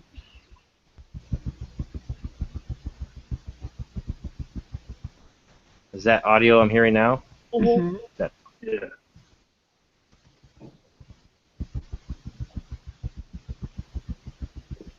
Look at that street, dude. What the hell is going on? It's no fan. There's no one home. Like it's trying to start a techno club in the bedroom. I know, right? That's what it sounds like. It's like, come on, Nikki, come to bed and let's do some eat. Exactly. It's like, get home. Come on, let's boogie. We got the lights in the hallway and stuff. That camera is perfectly fine. I've actually used that same exact camera when Karissa and I were just at Pennhurst, and as Karissa knows, it worked fine. I've put up very little because I haven't reviewed that yet, but one little short clip from there. But the video camera is fine. I've used it at multiple locations since and not had that type of incident.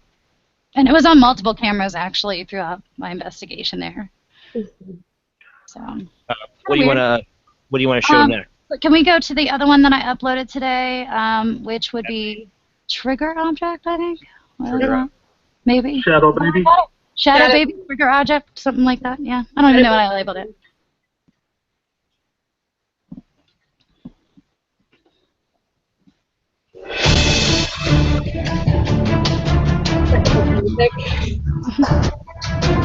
Come to a theater near you.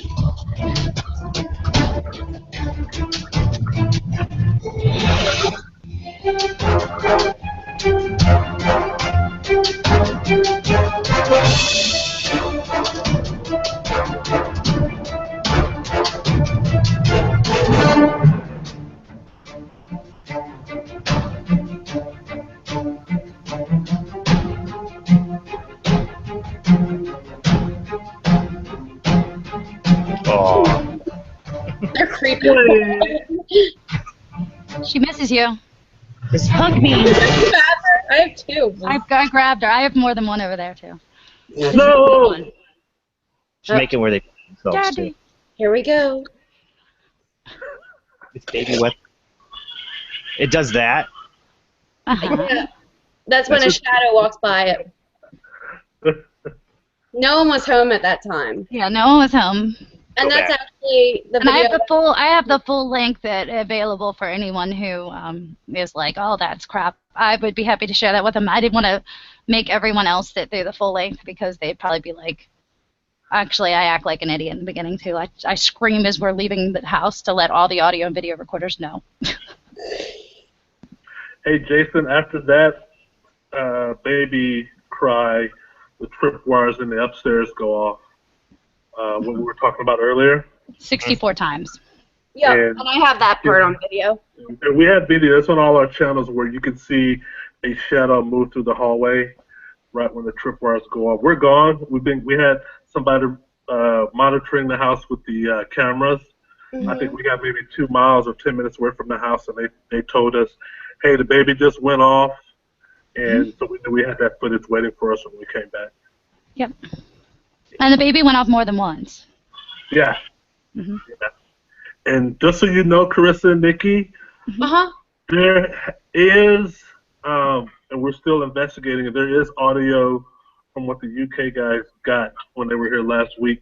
There are phantom baby cries just like that happening now. They miss them. Oh, they miss her. But we have no baby. There's no baby here. Have you caught me and Nikki's voice since we've been gone? Have I heard your voices throughout the house? Mm-hmm. No. I heard that baby cry while sleeping throughout the house. That's creepy. Sorry, I got a new baby. Keith, I'm going to send you a new baby. If you're going to be at the house any longer, actually, it's right here. You can see your new baby. I would like to do the Vocubus one, Jason, next on this. Nikki, what did you label that? I think I labeled it Vocubus. Living room Vocubus. Here's your new baby. Keith, you got a baby doll. That's okay. This is your baby, Keith. He's I got like, you a baby. Leave me alone. That's okay. Your ghost wanted. I'm good. It's got a different cry. It'd be interesting to see if it could manage to somehow imitate this one without hearing it. You'll have to let me know if you hear a different cry. Yeah, that'll be something. He's like, stop giving him ideas. He's like, stop challenging, giving them like a task to do a challenge here. Is this video, Nikki, on your this playlist? It might not be. Yeah, it should be. All right, let me get back out. If not, it's on the featured, I think, because it's one of the most recent ones. I don't do a lot on my YouTube channel. And So- just as a side note, this video was actually the night before the Bible pages were moving. Yes. And just the response just blows me away. It still freaks me out. Mm-hmm. Though I think I got it wrong because I'm special. Sorry, it might It's be. not on there. I can put it in the side panel. Oh, go up. Go up. Go up. It is right there. It's the one that's a more purple, but the Demons in Seattle bloated looking. Yeah, there. Yeah. Yeah. Mhm.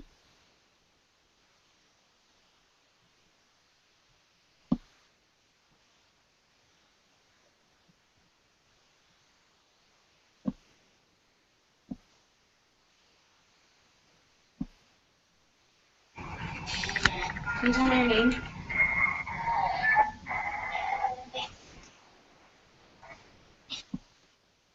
Oh, come on now. Mm-hmm.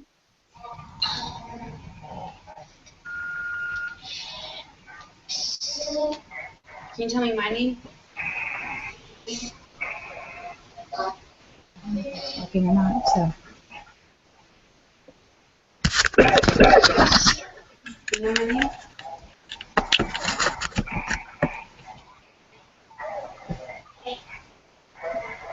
Just heard say hey. Mm-hmm. You see me get really excited when I get the response that I'm looking for. What's your name?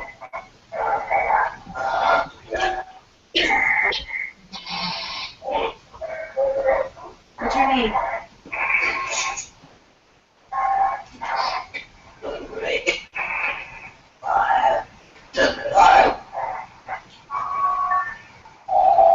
Do you play with our lights when we're sleeping?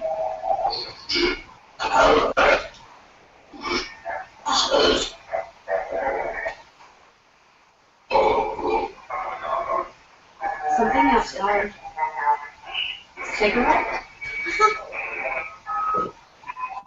Do you play with our lights when we're sleeping at night? Did you hear that? Mm-hmm. Said yes. Why do you do that?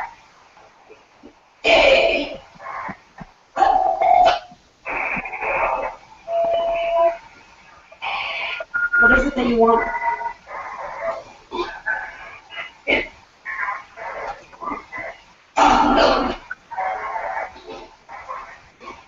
Are you human?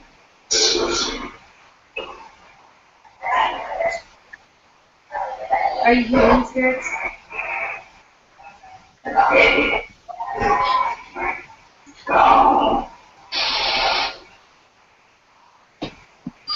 What are you?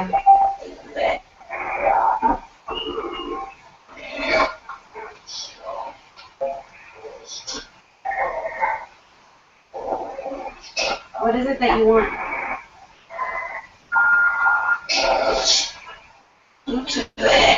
Sounded like it said cat. Did you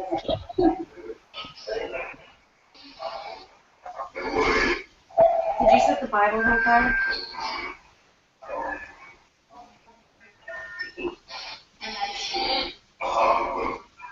That sounded like Bible. Is that my name?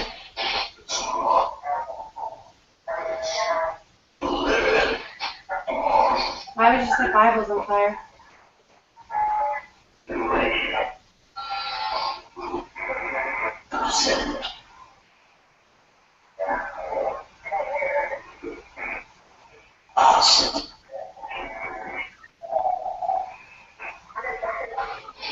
Did you set fires in this house?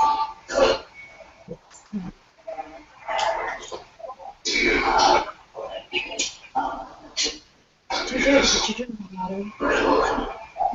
Do you drink batteries in this house?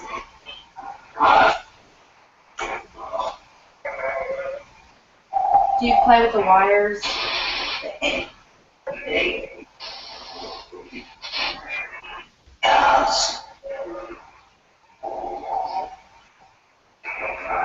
What is it that you want?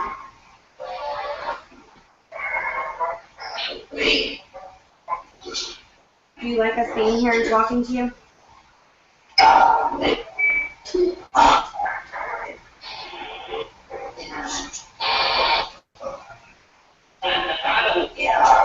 Burn the Bible. I heard that. Yeah. You heard that, right? Now, just play the whole video because it gets really weird towards the end. If you want to go, like, it was after Burn the Bibles, the camera starts freaking out. Did you burn the Bible? What's your name?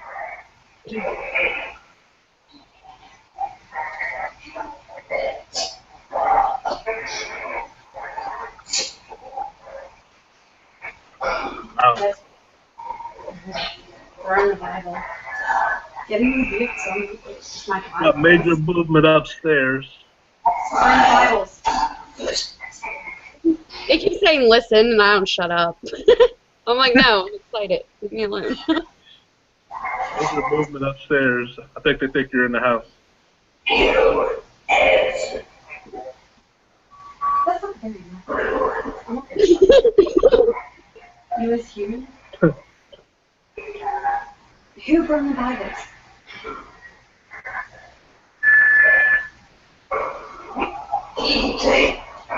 Slash. The Bible's not worth it. You don't sound too pleasant. Lexington, even if I do. This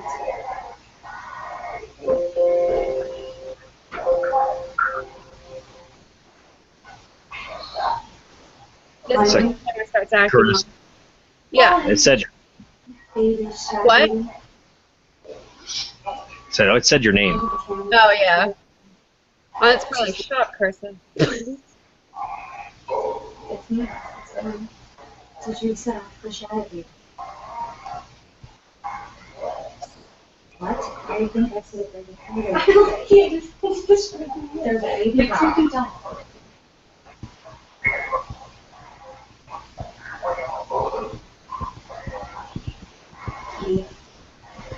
That's that same noise from before. But the camera starts bugging. Just like it did. Is this the same camera? No. Different camera. It's the same effect. Right, and it's a different camera. So. Yeah. Wow. And like I said, my cameras have not done this before. Like, they don't do it anywhere else. I've used them since in multiple locations, before and after. And that thumping is really weird. The thumping that's happening. Yeah. In fact, I have a sound engineer, actually, who I talked to on Friday. I'm sending him over all of them, and he's going to analyze it. I also have a brother-in-law who's a sound engineer, but that's like having a mechanic in the family. You know, your car is always messed up. So I'm going to send it to this other guy who is well-seasoned and send it over to him and see if he can give me any type of explanation or cause, perhaps. I might take a look at that myself because I'm interested. I would love to. Yes, yeah, please. I'm not like I'm a self-taught musical. No, I think that's fabulous.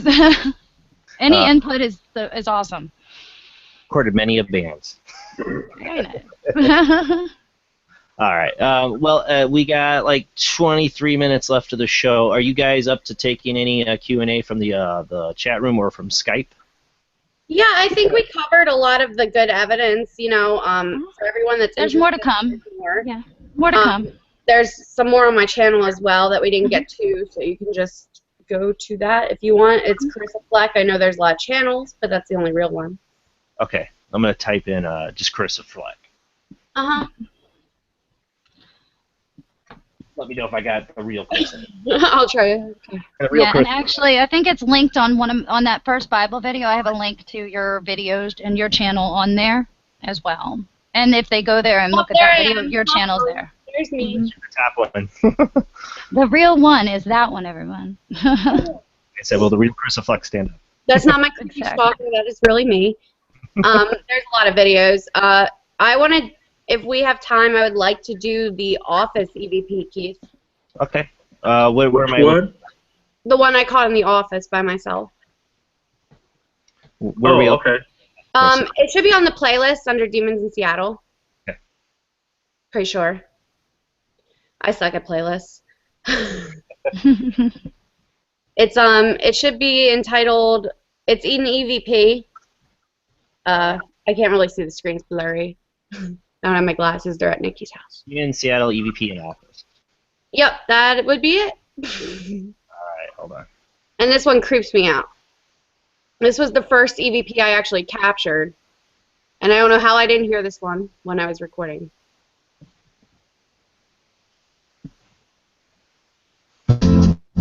After ad.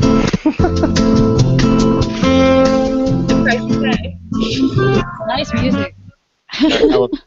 Elevator Is there anyone here with me right now? Oh, I thought I was in my dental appointment. If so, can you tell me your names?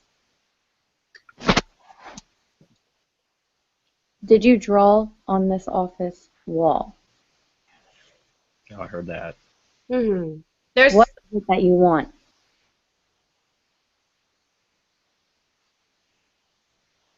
Do you need help? Did you burn the Bibles? That one you need headphones for. Yeah, that was pretty faint.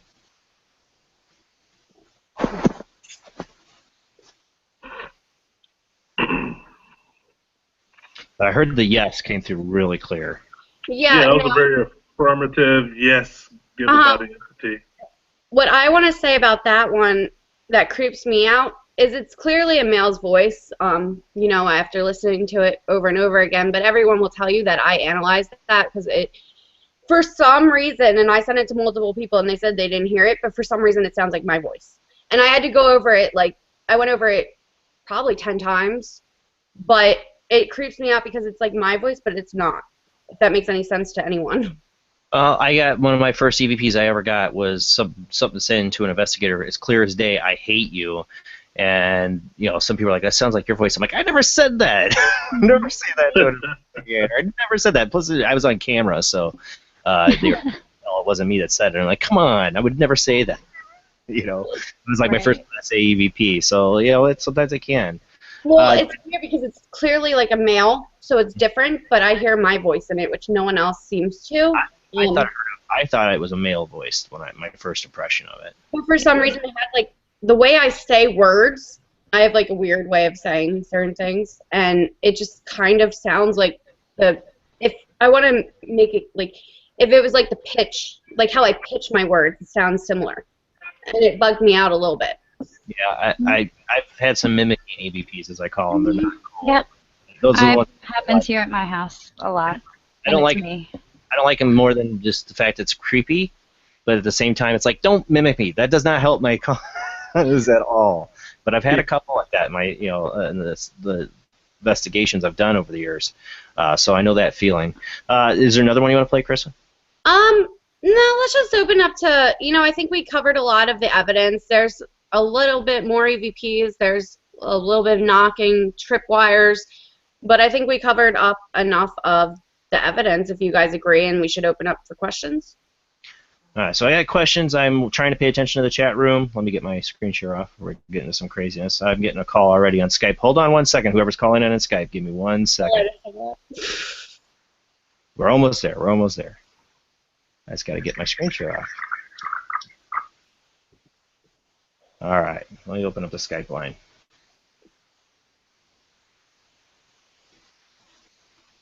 Hello, you there? Yes, I am. Can you hear me okay? I can hear you. You know what? Thank you so much for taking my call. I apologize for calling early. It's all right. It's all right. First of all, I want to say thank you so much for doing this show and for the people that take the time to do this. And Keith, I saw your episode, and you know what? It broke my heart because I didn't think that was a true representation of what was going on. Basically, where I live is in northwestern Ontario, sort of the biggest city, which isn't a big city. And what's happened to us is, you wouldn't believe it if I told you. I have visual pictures of injuries, things flying off the wall. I have probably spoken not a word of a lie. This has been going on for 6 years and getting worse and worse, to probably at least 100 people. And every time I find somebody that I think is going to be able to help, I kid you not, they'll call me back the next day. They've either had a dream or they've been warned by their spirit guides or what. I do have an idea what's in this house, and I don't mean to make this sound like we think we're so wonderful or anything, but everybody in my home does have abilities. My common-law husband is half Native. He is able to see spirit. My oldest son, who's 21, has always been able to see spirit. Since the day he's been, probably we moved into this house at 15 months old, and the day he could speak, he kept saying, "Mommy, there's something in my closet. There's something in my closet. Mommy, there's something in my closet." That's not what you want to hear. No, I agree. But the really, really, really freaking weird thing was, and I am an RN, not that that matters, but believe me, if I had had a patient tell me the story I'm sharing with you, I seriously probably would have called the psychiatric hospital and the doctor and asked for an immediate admission because it is just beyond belief. How it started was I divorced my first husband. This is his house. He grew up in it. Parents, as far as I know, never had any experiences in this house, but the minute I signed the house over into us, I mean, he did to me. This is going on 5 years. Oh, wow. Within days, both toilets went, which doesn't seem like much, right? But before that, little things were missing. We always thought, well, you know, whatever.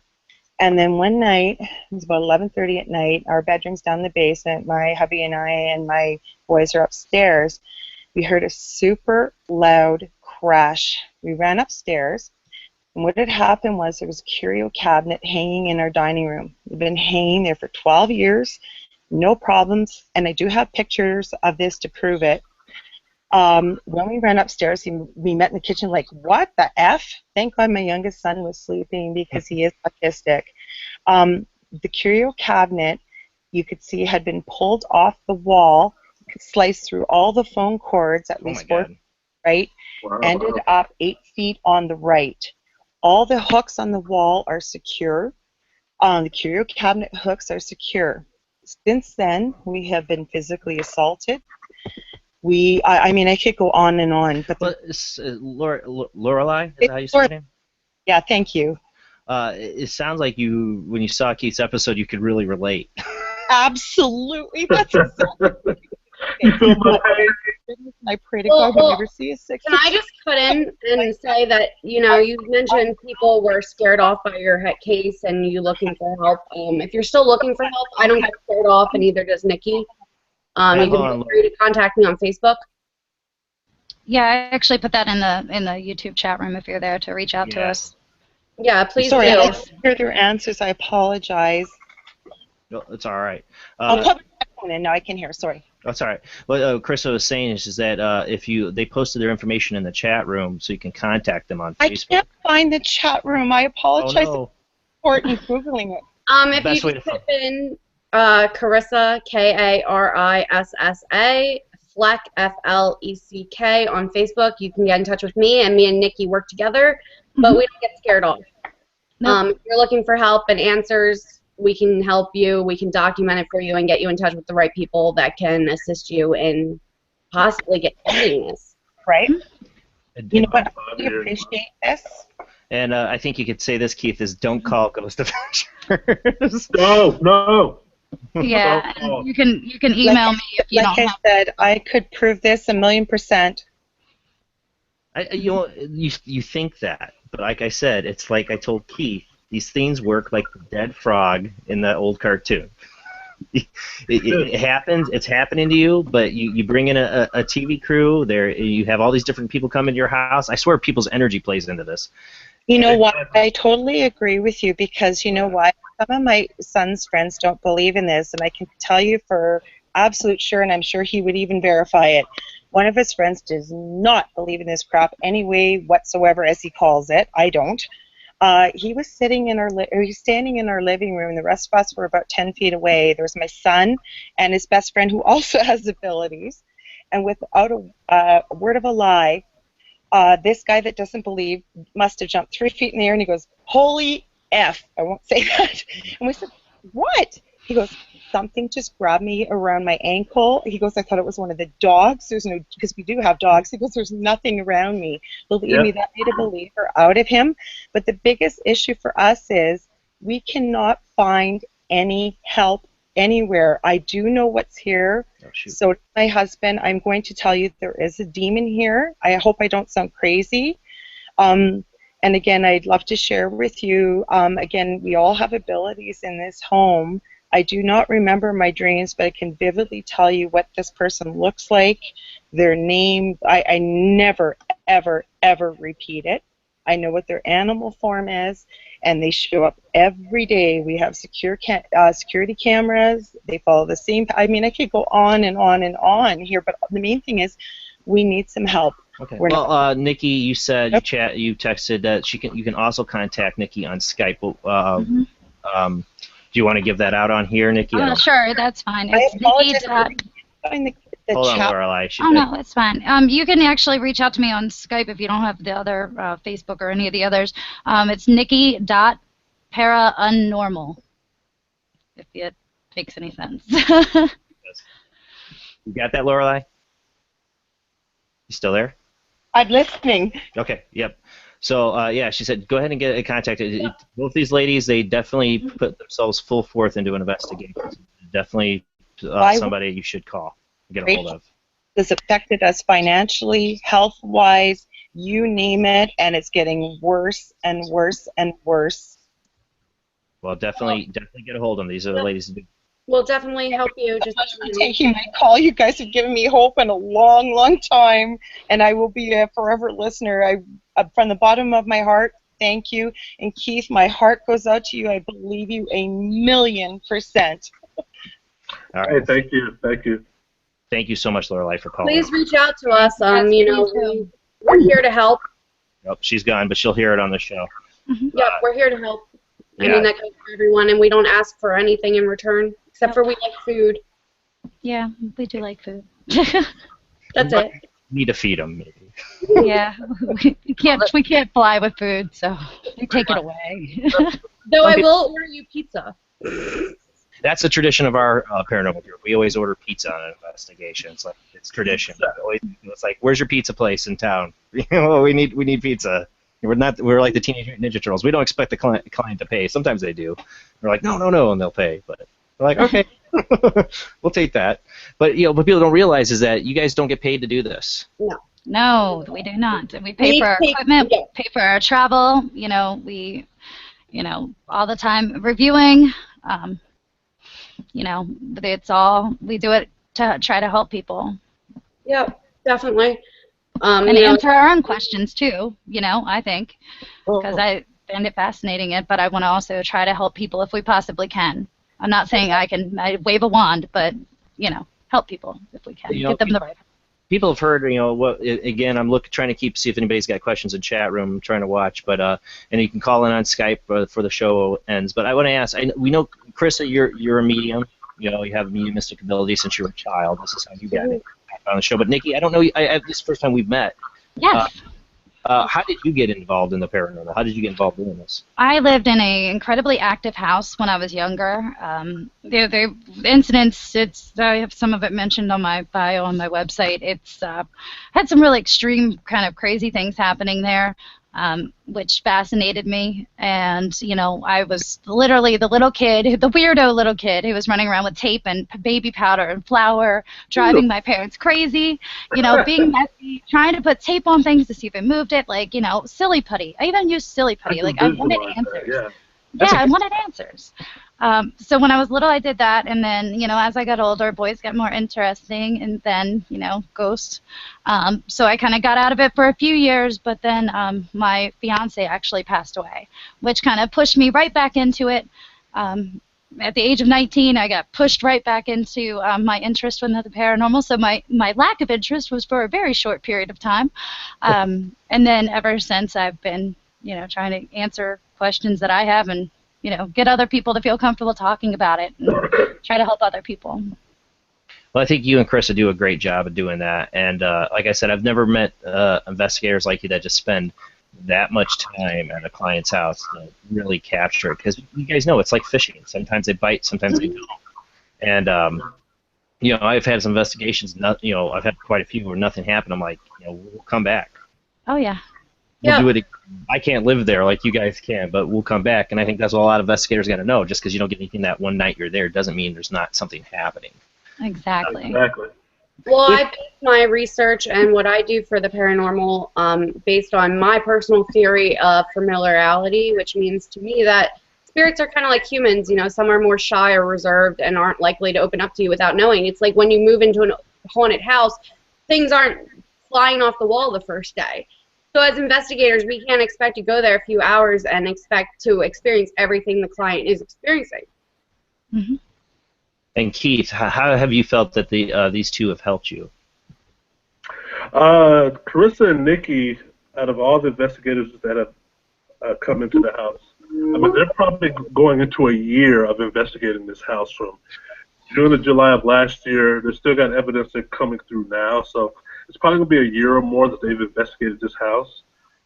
They found me. I didn't find them. So when Nikki and her friend reached out to me and wanted to investigate the house to bring the truth out and credibility, it was basically, assisting me and getting the word out that, no, this guy's not making it up.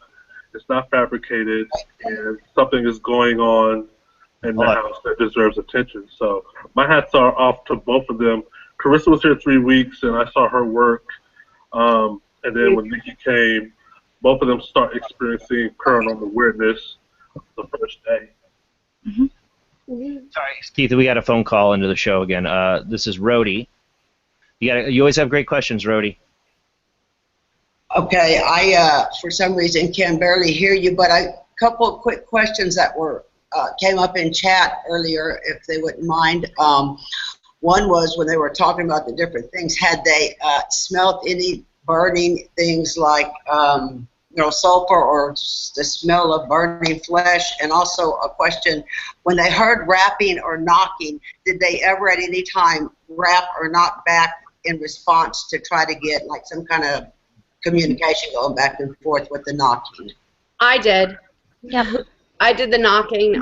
There's actually a video on my YouTube channel that you can go and check out for everyone that's interested. I actually did a little knocking. I'm pretty sure Keith's done it and other investigators as well. As for smell, I personally didn't smell anything.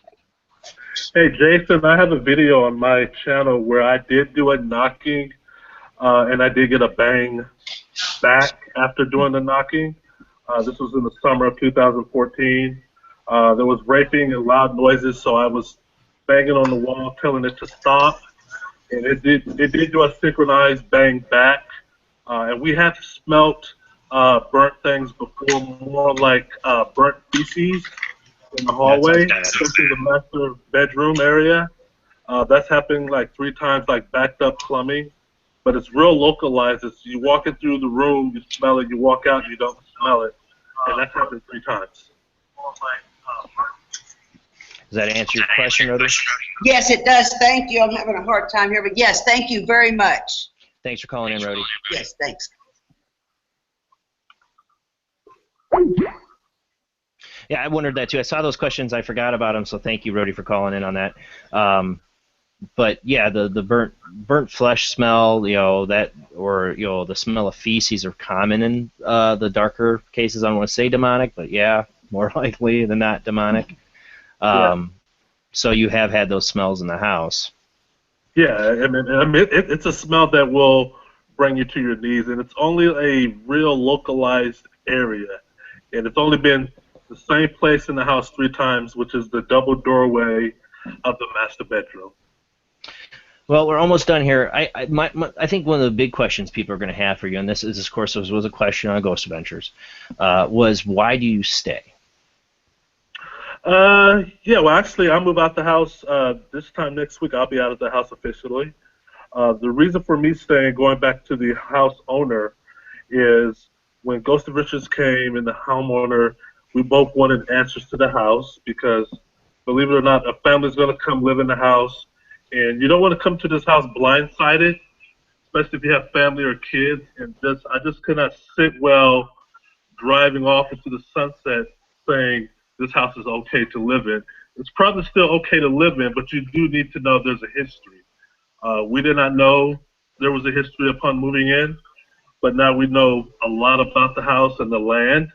So that was my reason for staying. It was also I wanted to stay because I did not feel right having Ghost Adventures write the last chapter of this ordeal, saying that we kind of faked it all. And keep in mind, they didn't say that verbally, but people who've come to me and watched the episode seem to think that's how they swayed it.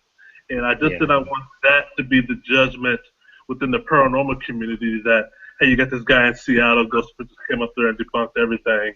Because trust me, like the caller before me or the caller earlier, there's a lot of houses going through this. And there's a lot of people who don't know how to get help or find help, and they just up and move. Well, other families come in and deal with it, and they just up and move. Finally, may my case be an example where, number one, you don't have to move abruptly, but you can find help. It's a little bit hard. It's hard to find the truth seekers versus a lot of the thrill seekers. Yeah. But you can find bona fide help. It may take a little bit of digging around, a lot of sincerity. But when I leave this time next week, I'm leaving on my own terms. The house is nowhere near as active as it was 2 years ago or a year ago. But we got mounds and mounds of evidence. And Karissa and Nikki and the guys in the UK and others, they'll be combing through this evidence for years. And we find stuff every day. I mean, there's EVPs that are 3 or 4 years old on my footage that I didn't know existed. Where teams are combing through that footage. Well, now that you're getting the ear, you're hearing it. Yeah, I can hear it. And these noises have been around with me for 4 years, and they're having conversations right underneath me and the people that I'm talking to about us. about us they're talking about. I guess my last question for you here too is, are you afraid? And this is something I've gotten from clients. The reason why they don't move out of these situations sometimes. Are you afraid it's going to follow you? Yeah, but I have to cross that bridge anyways because my chapter in this house is complete. When I got Nikki and the UK people to do their investigations, that was the end of my chapter. I have had hauntings where I've been in hotel rooms away on business. I've had sheets yanked off me while sleeping. There have been weird anomalies at my job, my car, airports, and hotel rooms. But I still got to leave. I still got to move. Hopefully, with the precautions and things that I've learned, maybe that will slowly wear off over time.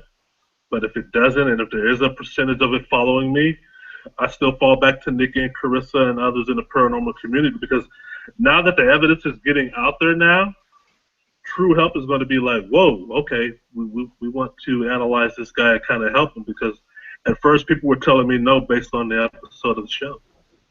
And that's awful because that's something I wouldn't do. Go ahead, Nicole. Keith, if I don't know if Chris had told you, but we actually talked to John Zappis last week, and I know of any of the other items that you still have that, like the one burnt Bible. I knew you were going to say anything that. else, he said he was willing to take. So if you either want to get them directly to him, or you can get them to me, and I will get them to him.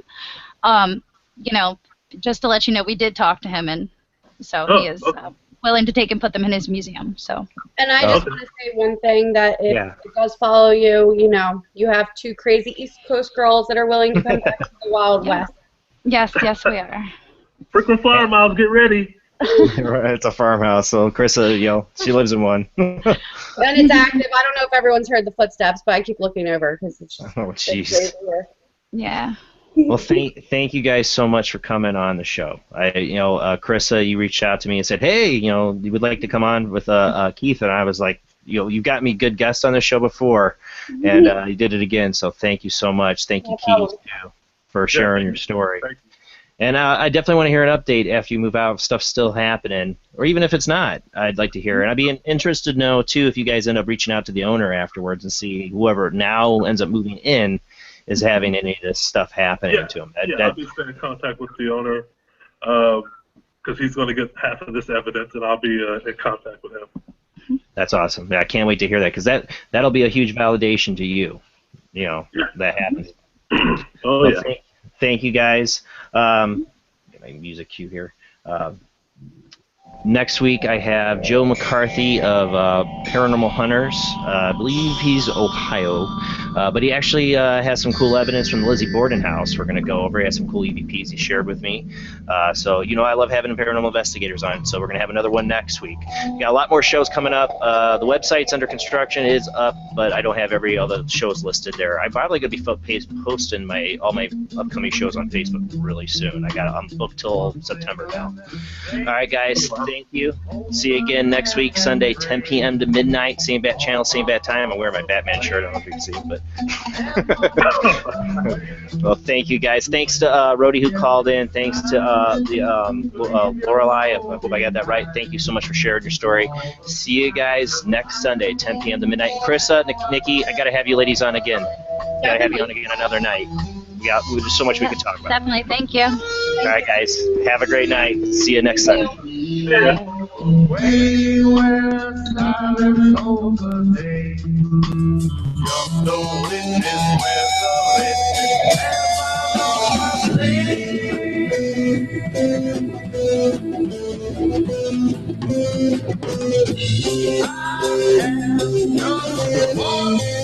weather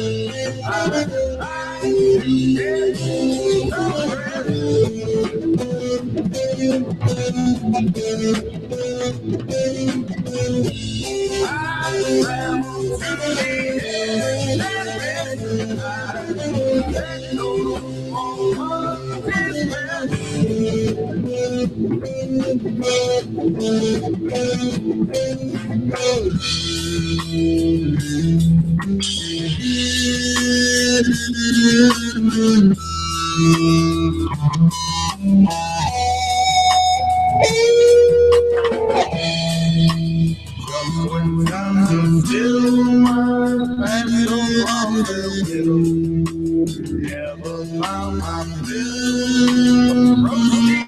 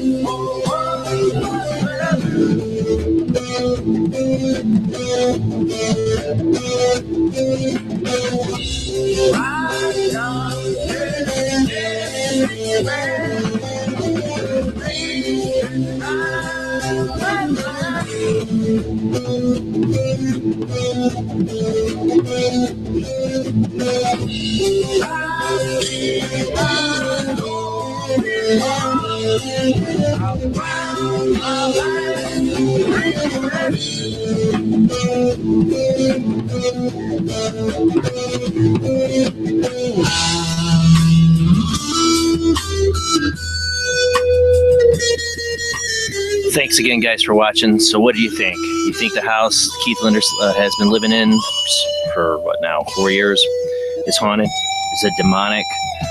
It's something. There's something going on there. Like I said, you can spend 10 hours in a place and nothing happens. Karissa, Nicole, they spent, Karissa 3 weeks, Nicole 1. Dedication there to getting evidence, and I love it. And can't wait to see what those two do in the future. I can't wait. I hope for Keith's sake this is the end of the Paranormal Activity Farm, because nobody should have to live in that. All right, guys, next Sunday, 10 p.m. to midnight, Joe McCarthy, Paranormal Hunters. We're going to have him on. We're going to talk about the Lizzie Borden house that he's investigated. He's investigated other places. We got some of his evidence to share. And we'll just do a long World Wide Web of Weird that night, too, because I'm going to have a lot to catch up on. All right, guys, see you next Sunday. Have a great week.